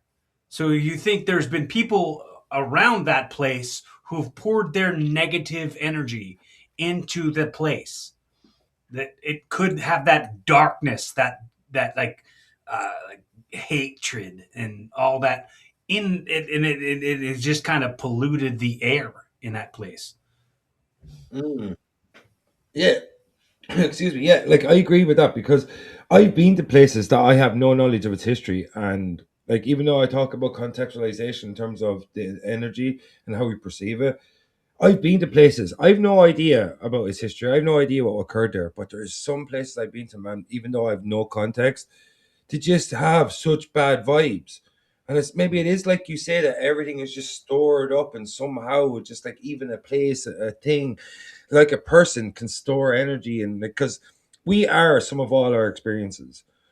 Mhm. Like we like no matter what way we develop as people, we are always influenced by the things that we come in contact with. So maybe that is the same way that places are, like, because the energy that we put out as people is often because of what we absorb throughout our life. Like, and some people I know juxtapose that. Sometimes yeah, people have horrible lives and they become really positive people because they want to break the cycle. Kind of like the way I the way I raised my daughter, I'm a lot more affectionate to my daughter than my parents were to me in a lot of ways. Like so, because I Mhm. wanted to change that cycle kind of thing. Like so, I just think like maybe places do maintain some sort of hold on energy or deeds or strange occurrences that occurred there in the past or whatever. But as I said, like a lot of the times maybe we do give a context, but there has been places I've been to that I have no context for that are really, really, really creepy places or give you bad vibes. So that is a very interesting thing. Like so, do we like Well, do I mean, places absorb energy in the way we do? You know, vibes are real, man. That's everything is vibration. mm, Everything is matter. So I mean, for the sure. the the fact that you feel it, regardless of if you know it or not, is is, Mhm. is significant. Mm. It's resonance. Is there any? Uh, this is a bizarre topic, but I'll bring it up just so that we can so we can unbox it a little bit.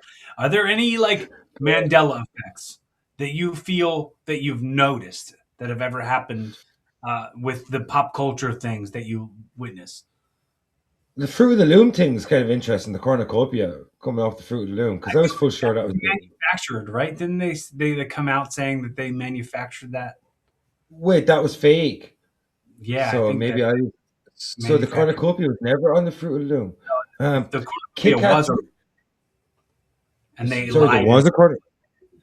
I think that it was on there, and they lied and said it wasn't, just to capitalize on the hype of the Mandela effect theory. Kit Kat was not written differently. The word Kit Kat, the brand, there was no hyphen originally, or there is a hyphen now. Like there's certain ones like to be honest with you, like I go down these rabbit holes from time to time. Um, but I've been just so busy lately. I'm kind of a little bit rusty on some of my rabbit hole stuff because like the last thing that I really went down a rabbit hole on was Trio Atlas because me and Dylan did a few podcasts on it.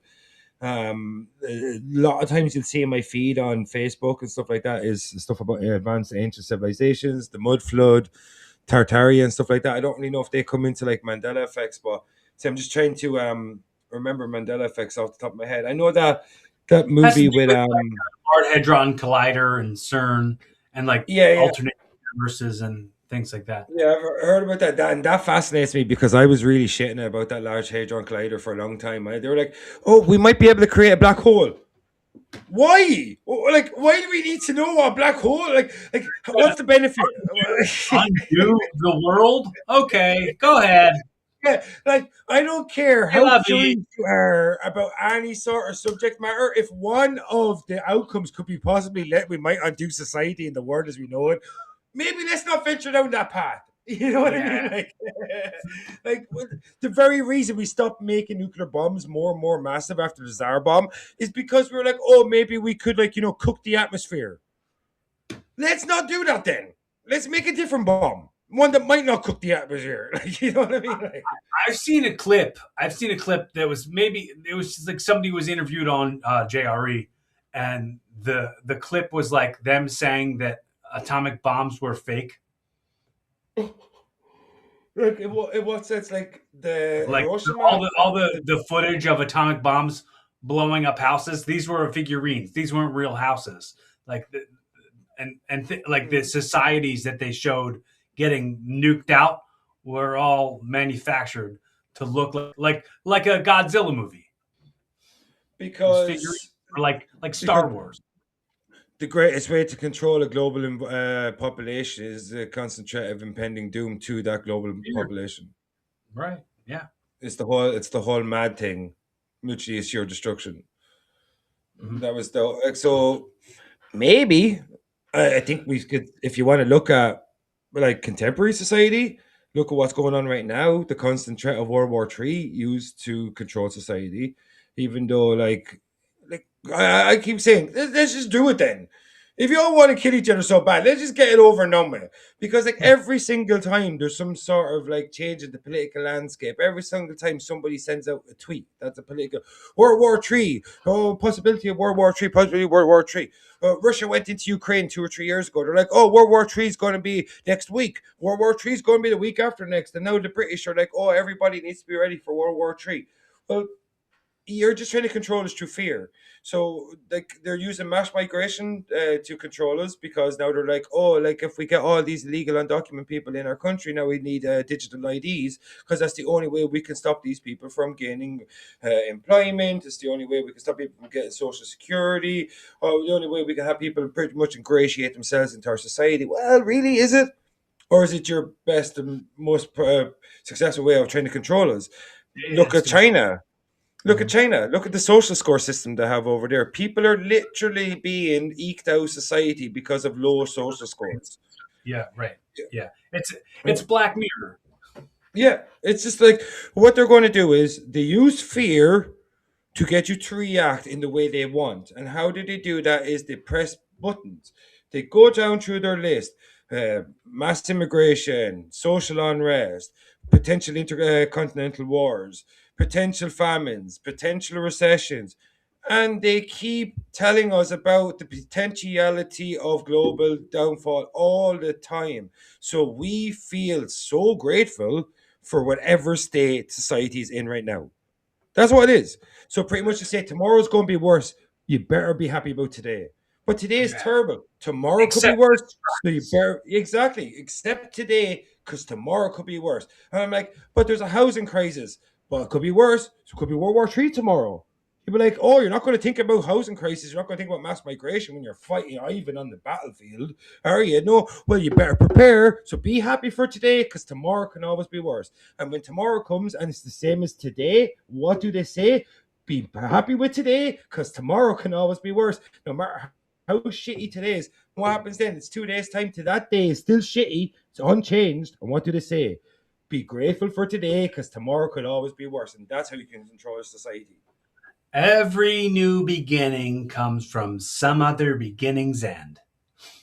Exactly.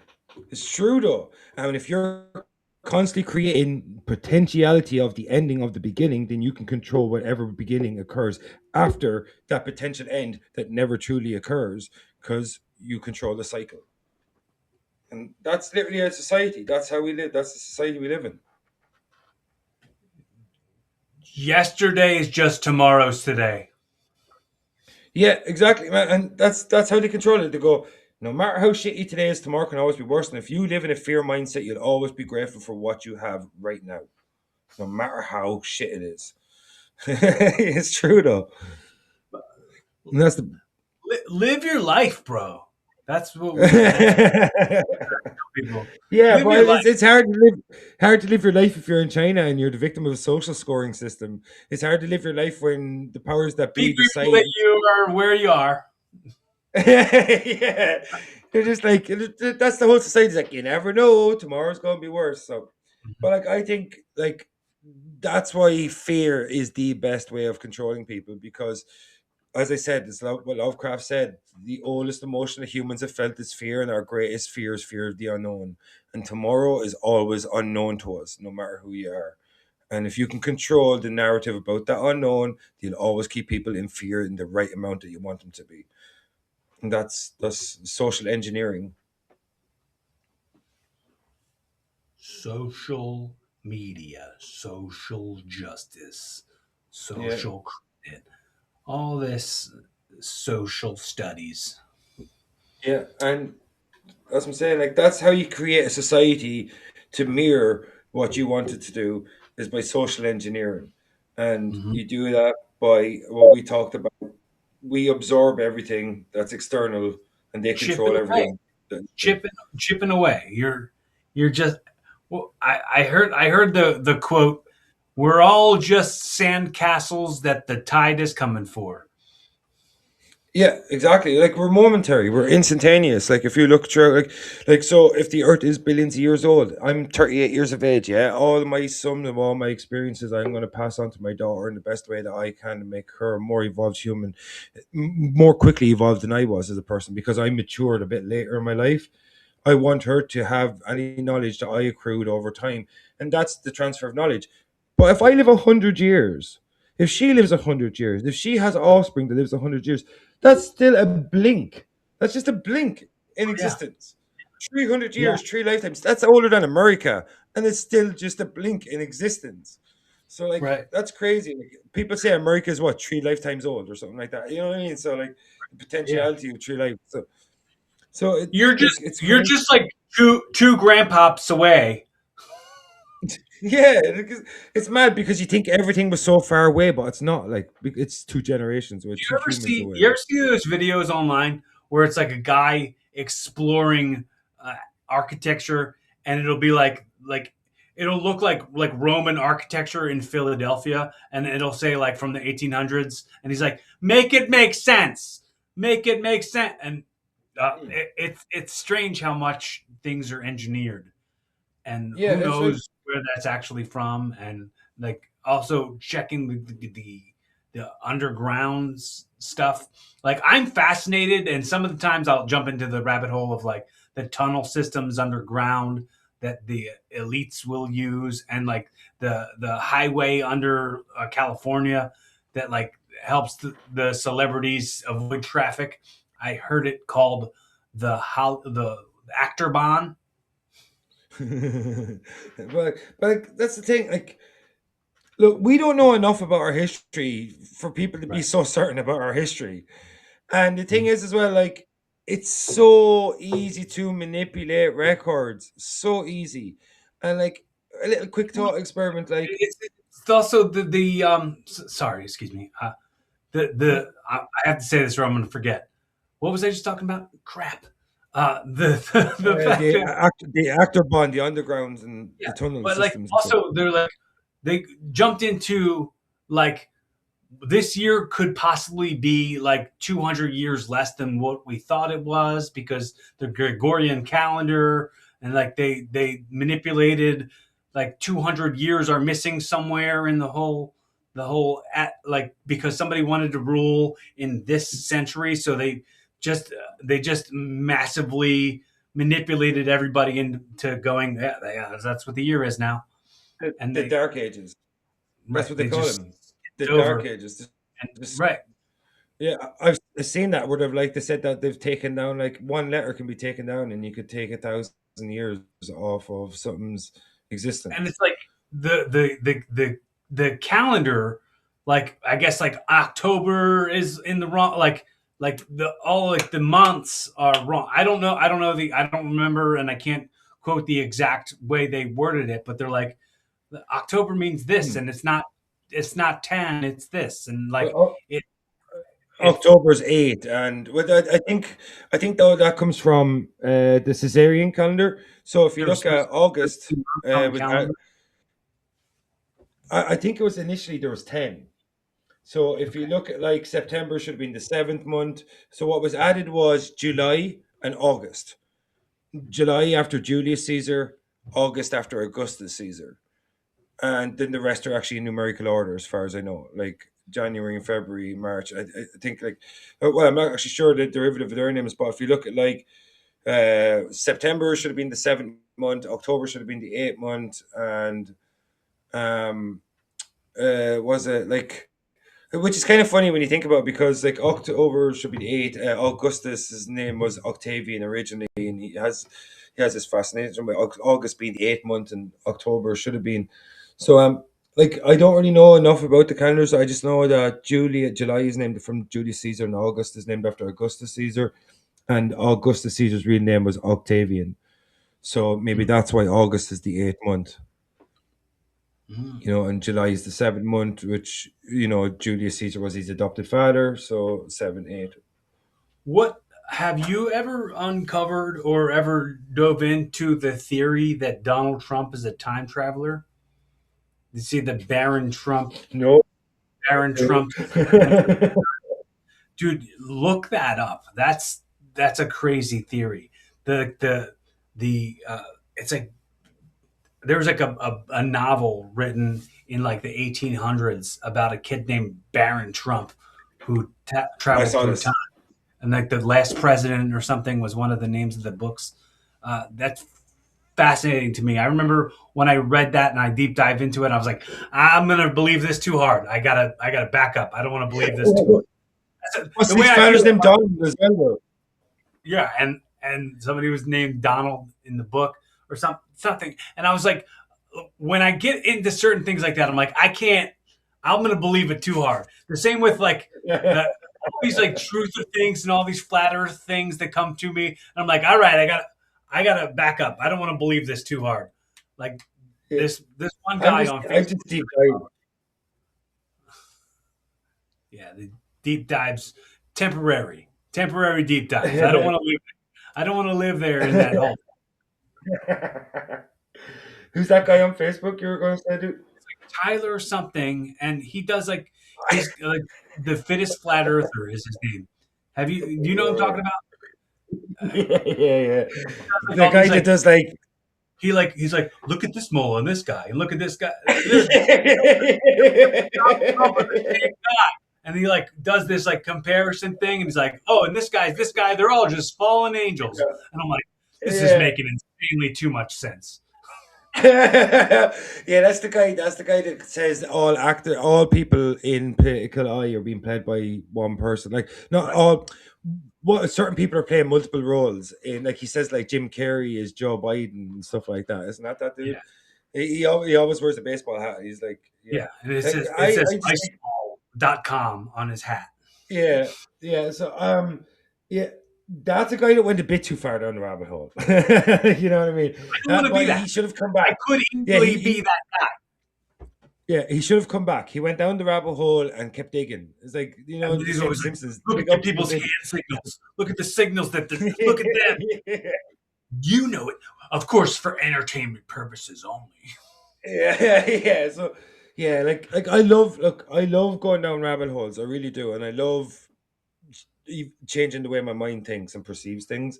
But it's like what I said to you earlier: is I have learned to look at these theories in a very objective way. I look at them from both sides because that is the fun part of the thought experiment, being devil's advocate to any argument. Any argument. I don't care what the argument is.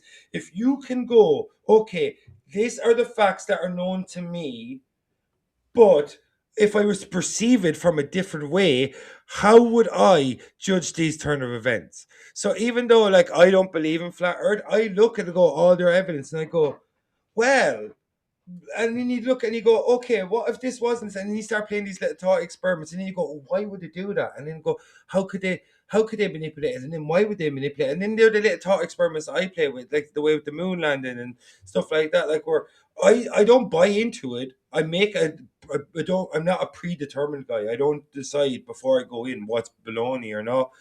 But I do love looking at everything from everyone's point of view and go, what made you think that way? Like, why do you think that way? And why, that kind of way, like, so that's what interests me. Like, I just came up with the joke, and only people who've done this deep dive maybe would laugh at it. So I'm gonna just say it to you right now. Did you hear? Did you hear that flat earthers came out with their own brand of gum? It go only ahead. comes in one flavor, though. You know what it's called? What? Firmament. Oh my God. Dude. So cheesy. Yes, yes, that's on brand.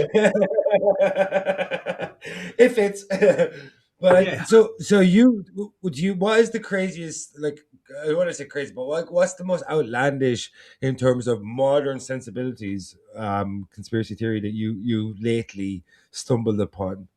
Mine's been Tartaria and the mud flood. That one's fascinating to me, but go on. I haven't dived a lot into these ones, but they're fascinating to me. The assassination of Charlie Kirk is Mm, a weird one that I sometimes it jumps right into my algorithm. That mm. the 9/11 fully jumps into my algorithm a lot. Can you just circle back earlier and you said something about 9/11 and a hologram? Is that something that you researched? They're saying that it was like mass holograms and there wasn't actual planes.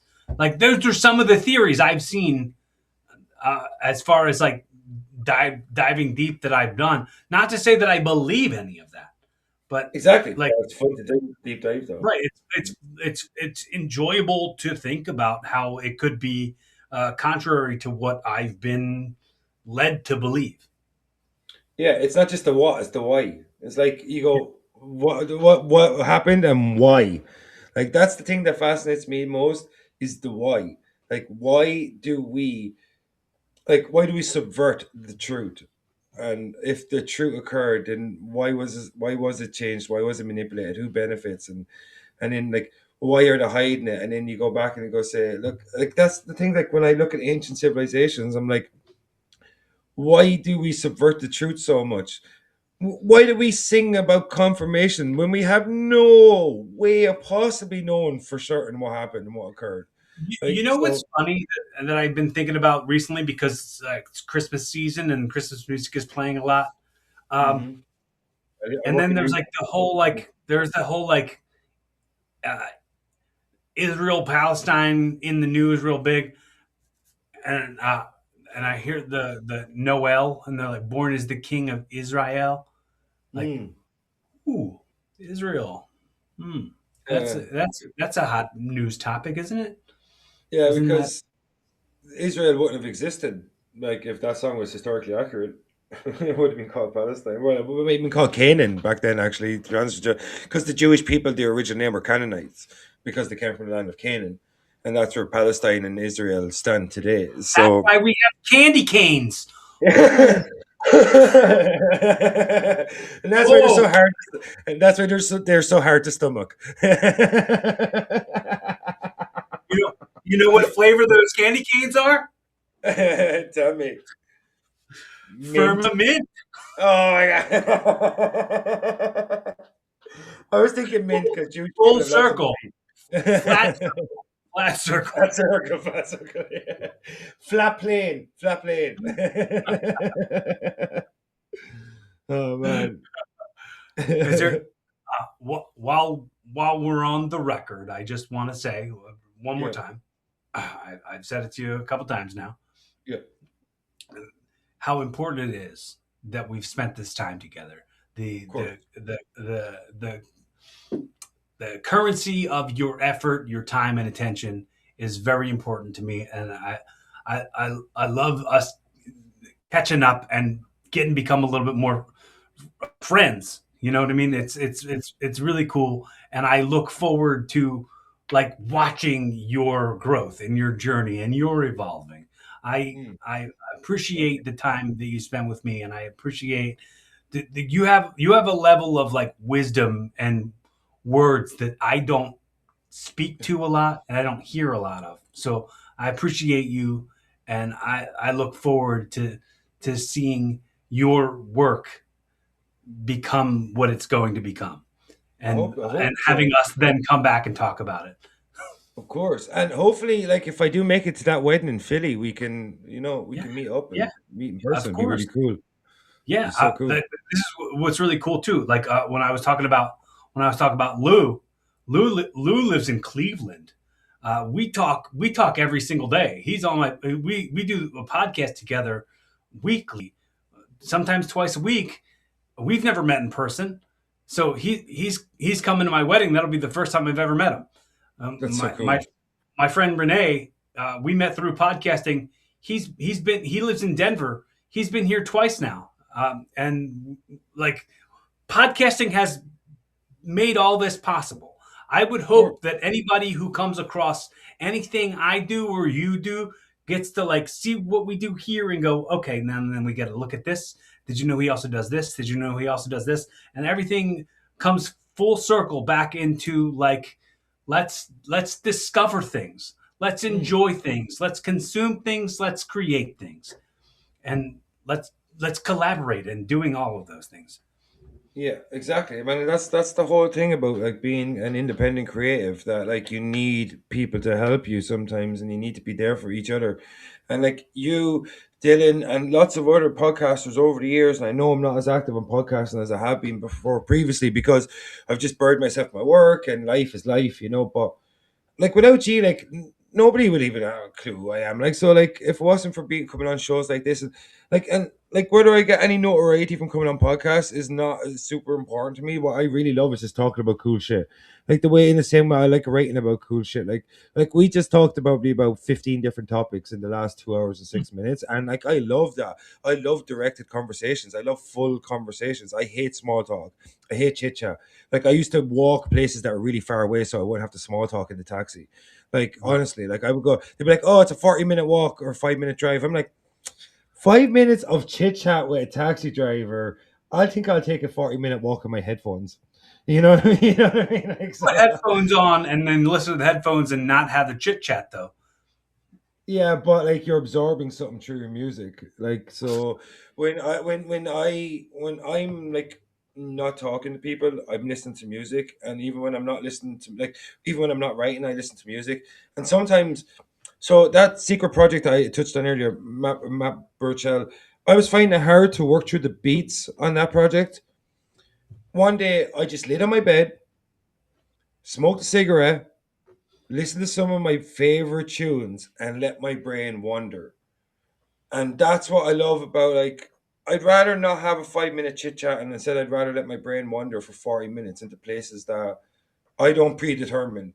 And because of that little wandering, that little bit of day trip, like as I said, I'd rather do a 40-minute walk with my headphones than a 5 minute chit chat with a taxi driver, is because my brain is wandering in directions that I never, ever, ever expected to because of the music I'm listening to, because of the way I'm interacting with my environment, because of the way of like just the mindset I was in before I put the headphones on, before I picked the first tune, and what way that tune led to the next tune, and vice versa, and so on. And my brain's in overdrive.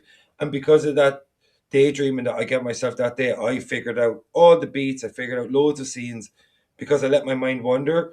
And I think sometimes if you don't let your mind wander and you feel the need to talk to people all the time or you like chit chat and stuff like that, I think sometimes it's just noise after a while. And sometimes the best thing you can do is let your mind go We quiet, need go some wander. boredom. We need some boredom. Remember Yeah. boredom? No, I hate boredom, man. I hate boredom. I always say if you're a bored person, you're a boring person. So Yeah. I hate boredom. That's the flagpole sitter. If you're bored, then you're boring. That's from Yeah, that song. is that what I heard? I think I heard it in a TV series or something. If you're a bored person, you're a boring person. Like, but yeah, that's the way I am. I always try to keep my mind active. Like the only time I'm actually doing nothing is usually when I'm just watching a movie or listening to music. But even that, I'm absorbing. I'm always absorbing information, like documentaries, podcasts, work, music, just external things, and I think that's the best thing to do. Like, is not try to busy yourself with noise, but try to busy yourself with some sort of thing that you can actually absorb that's of benefit to you. Whether that's talking to new people, whether that's discovering new topics, whether that's researching or running those little thought experiments, like I just said about different topics, it's the best way to grow your mind. Don't fill your mind with noise. Fill it with things that are useful, like, and then find things then that help you grow as a person. I think that's an important thing, because like you're going to make mistakes. Shit, I made about a dozen mistakes this week.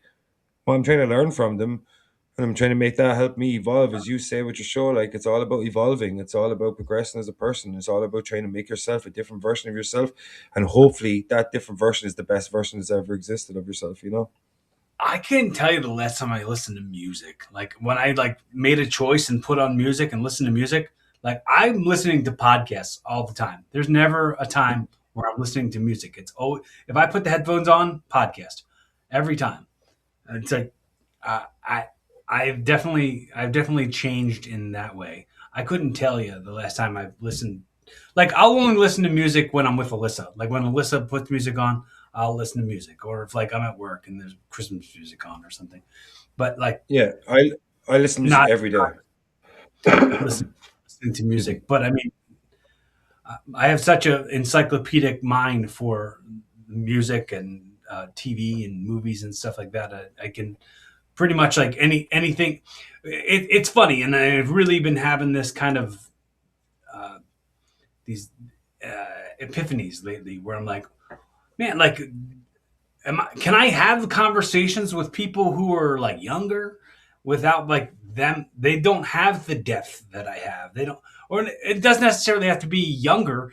They could just feel like people who have lived on autopilot, but Mm, have just reacted to life instead of being a deliberate creator in their life, and have mm. not consumed anything beyond what's the most popular thing to consume.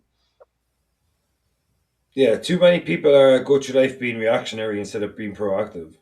And Right. like Yes. I've been like that myself. But like one thing I've noticed, the more adversity you face, the more you have to do self reliance, the more you learn to become proactive. And the last few years, I've become a very proactive person. I'm always looking for solutions. So excuses are for the weak, solutions are for the strong. And I always say, you look for solutions to your problems, don't look for excuses for them. Do not go, oh, this exists because of this. No, I can fix this, and this is how. And that's the way I look at life right now. There's a guy at work, and I would say like, "Hey, Robert, how's it going?" And he always says, "Can't complain." And I always say, "Yeah, complaints for losers anyway." Like like our daily, everyday thing. It's like, And yeah, we always say, walking by people, living the dream, living the dream. like we look forward to setting each other up for it.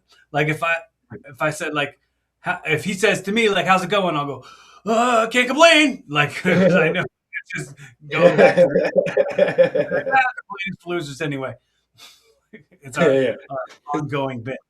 It's like, I can't complain, but even if I did, who'd listen to me anyway? You know what I mean? Like, I think I think if you ask somebody how's it going and they actually then tell you how it's going and it's full of complaints, like, oh, you misunderstood. This was a salutation, not an yeah. to hear your shit. I don't I don't I don't really care how it's going. I meant that as like a whoa, hi. Yeah, I was actually, it's so funny that you say this. I walked past the dude, I think it was yesterday, and I just went, all right, man. And he goes, it's going well. I'm like, Like okay, thank you for that like little I've snippet of been your like I'm life. just say I'll just say hi to somebody and they'll go, "Good, how are you?" And I'm like, "What?" Yeah, said calm down. Oh, secret police. So, Like, spinning it around. Uh, is there anything on the record that you'd like to ask me or you'd like to say to me? um, what do you make of the media and political parties taking a global outlook? So, if you look at right now, if you look at Australia, just a perfect example of the mass shooting that just occurred on Bondi Beach. what do you make of foreign nations using other nations' tragedies to instill fear in their own populace? What do you make of them actually exerting more police control? In like, so, for example, an attack occurred in Australia, which is the far side of the world to London, but yet the Metro Police in London upped their security awareness. So it's So like, wait, Australia, didn't Australia ban guns? Isn't that a whole bit done by yeah, they banned guns. They went and recollected their guns from the population. I think they bought their guns back from them or something like that back in the day. I'm not sure when it occurred, but it happened a while ago. I think it was 35 years ago or something. Because the whole thing people keep saying about mass shootings in one country over the 35-year period that has gun control and one country that has more liberal gun laws. And so, what do you make of that? The way foreign nations use other nations' tragedies to exert more control over their populations. well, I mean, as we were talking about it before, it's this fear mongering. You know, Mm. just it's like, okay, because somebody flew some airplanes into some buildings 23 years ago, or 24 years ago, we now can't carry soap over 3 ounces on an airplane. How does that make any sense? And everything is like a fear response to another fear response. And Mm. so I just um I don't really know what opinions I'd have that would be Successful. really like, here's the signature of I all the way Mm. submit to that being what I'm saying as my final answer on that question, because it's ever changing. Yeah, yeah, because that's just literally the nature of it, though, isn't it? But like, Mhm. it all comes down to fear mongering, isn't it? Really, like and I'm just Mhm. really concerned about the. I don't want the genification of the world. You know what I mean? I don't want the influence of China spread into other countries and like having a thing where we have this thing where we're controlled by social scores and like the government has such a deep say in our lives. And I know they do. Like every government exerts control in everyone's day to day life, many means through taxes, through laws, through legislation, through fear, whatever. But I just don't want to see there where we start adopting these dystopian aspects of the human existence in a global sense. And I don't want people to give into fear and allow us to, those like inclinations to be exerted on us because we just gave into fear. Like two guys killing people in Australia should not affect anything that happens in London. That makes no sense to me unless you wanted to. You know what I mean? Like unless you wanted to make sense in terms of like you want an effect, something to happen thousands of miles away. It takes you 26 hours on a plane to get from Britain to Australia. So why is it something that occurred in Australia is suddenly seen as a global event in terms of the level of fear that should be instilled on the global population? Like Yeah, it's I that mean, old joke, like whatever happened to just being crazy. Maybe they were just crazy. There might not be yeah, a big conspiracy behind it. like that. The mental institutions all got closed, and they just let everybody loose. The asylums, yeah, like that's fascinating. That's one thing I thought was really fascinating. The about the Tartaria thing and the whole mud flood thing is like the repopulation of the West and all these cabbage patch kids and all these orphanages that you don't see around anymore. And how come all these asylums don't exist anymore? Sanitariums don't exist in the same way they used to. And maybe you say, yeah, because of modernization in terms of how we treat mental health in terms of like we use more pharmaceutical things and people are Oh, big actually pharma, big big pharma. farm. Yeah, they're really wants to be trusted. Yeah, they only like opioid addicted most of the planet. But like, so like I just think that it's just too many there's too many unknowns for so many certainties in life, and people keep coming around and talking about certainties, but there's so many unknowns, whether that be contemporary or past human existence. That's kind of where I sit, and I just don't like this whole fear mongering society that we have, where it's World War Three. It's like I said, be grateful for today because tomorrow can always be worse. No matter how shit today is, they always say tomorrow's going to be worse. So we just have to be grateful for this shit sandwich we're eating every day because tomorrow could be worse. And that's the way society's kind of gone now. I have just a couple more quick things, and then I'll send you off into the sunset with a hot dog and a handshake. Of course, nice. I'd love a hot dog right Okay, yeah. Neat. now. Now you just make me think about food. I'm so hungry. So I do this segment, and I think I've done it with you before. I call it audio time travel. Do you remember this? Hmm.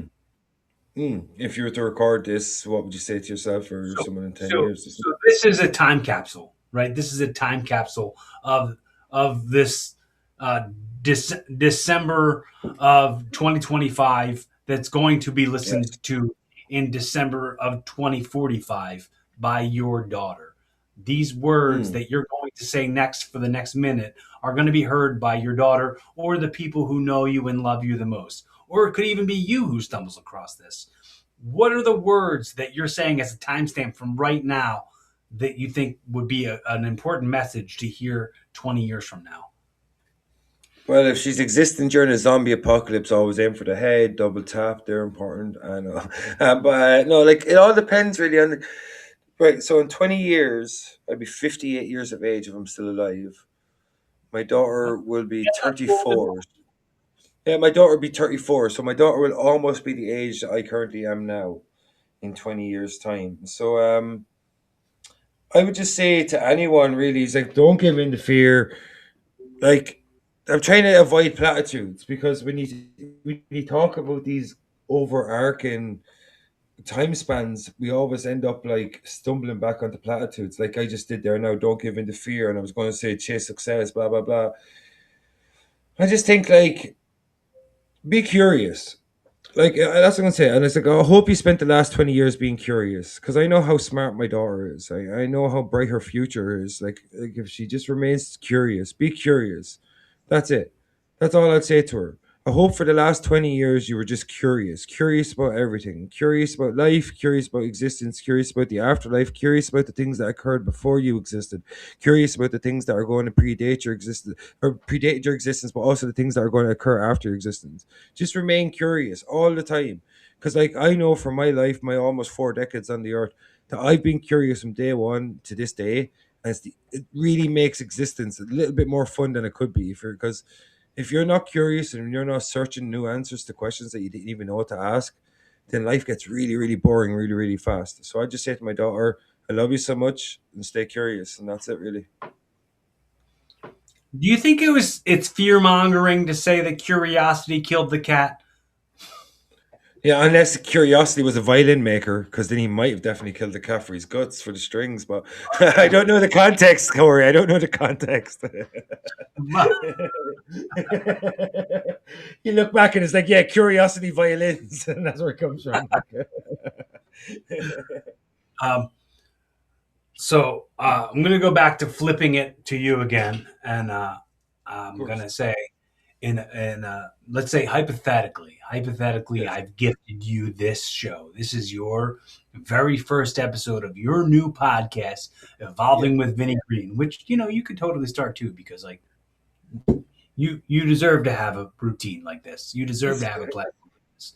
You have a voice and an intelligence that a lot of people could very much benefit from. But that's besides the point. That's not the point of this segment. Thank you. Uh, if if you were in a very Jerry Springer type way to take the most important takeaways from this conversation and wrap them up in a pretty little bow, and send people home inspired to be a better version of themselves, what are you telling them?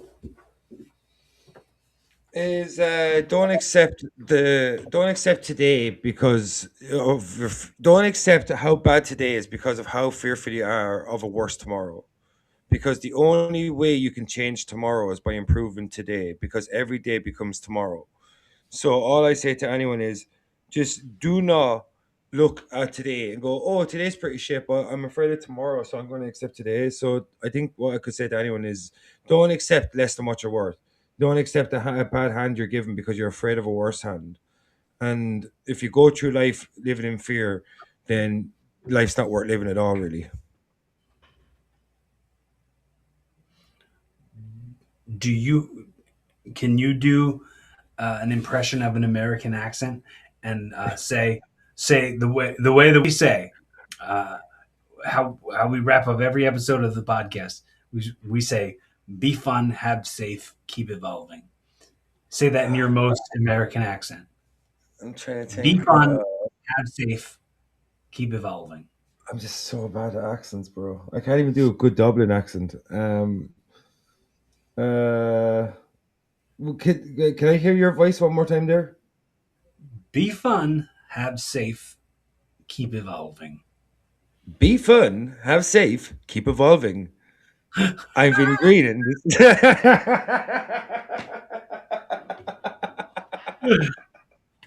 I suck. I suck I so bad at accents. Suck so bad. Oh mean, my god. it's a good moment. I liked it. I suck so hard at accents, though, bro. Uh, Oh, like when I was a I kid, want to I tell thought you, I was a kid. I was like, the most fun job ever would be a voiceover actor, and then I realized, oh no, I'm shit doing other people's voices. Like, you know what I bro. That was what my dream was as a kid. All I wanted to do, mean? I wanted to voice cartoons. When I saw Mrs. Doubtfire, and he was voicing cartoons, I was like, this could be a job. And then I wanted that to be. Yeah, you sounded like Scooby Doo there. This could. This Zoinks! could be. Oh, that's brilliant. Yeah, but I'm terrible at accents. I apologize to all America. I hope to Uh, go there someday. Please do not murder me. I, I'll stay out I of feel school. I should be safe. Oh, that's lousy. I feel like that was ledge, my friend. That was Thank you, ledge. my friend. You're a ledge. You're a ledge. No, you, sir, you are the ledge. I will Uh, counter your ledge and say, no, sir, you are the ledge. you can't triple stamp a double stamp.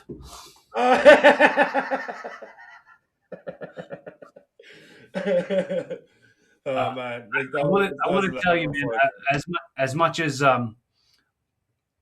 As much as I meant to say it before and I didn't say it to you, if I can be any kind of resource to you at all, please don't ever hesitate to reach out to me. Don't ever hesitate to call me. If you ever feel like you just need a friend to talk to, judgment free conversation, please don't ever hesitate to reach out to me. Don't ever think you're all by yourself. I know you're living alone in a small village in Ireland.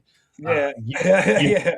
got real friends, okay? So please don't ever Thank you so hesitate much. to reach out to me. Ask me any question you ever want to ask me. I'm here for it. I'm the type of person that is really gonna be here when I say I'm here. Like Yeah, you're a I'm good not dude. I know that for sure. I'm not just gonna say that I'm here for you just to look cool on camera. I mean this. Yeah, I pretend like this camera's not here most of the time. Like yeah, with this conversation we're having, I I wouldn't mind just having it anyway, regardless of if it's being yeah, recorded.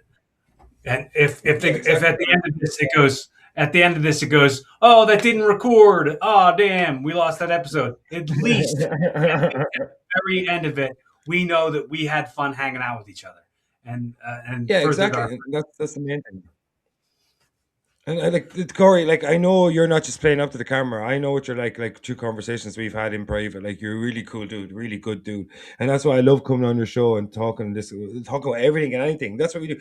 We literally talk about, we always go like what we've been up to in the journey, and then we go down rabbit hole after rabbit hole after rabbit hole. And I love talking to you, man. Like honestly, you're a really good dude. I know you're not just playing up for the camera because I said we've had conversations where there's no audience and Right. maybe we just did. I know, but but like you know Maybe you, maybe you did. what Maybe, I mean.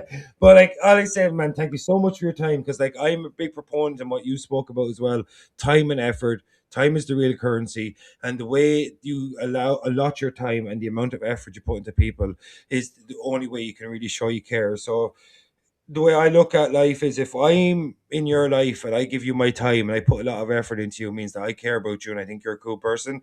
And I know that you're like that as well, Corey, and that's why me and you get along so well. That's why, even though we hadn't done a podcast in a long time, we could sit here and talk for 2.5 hours, easy breezy.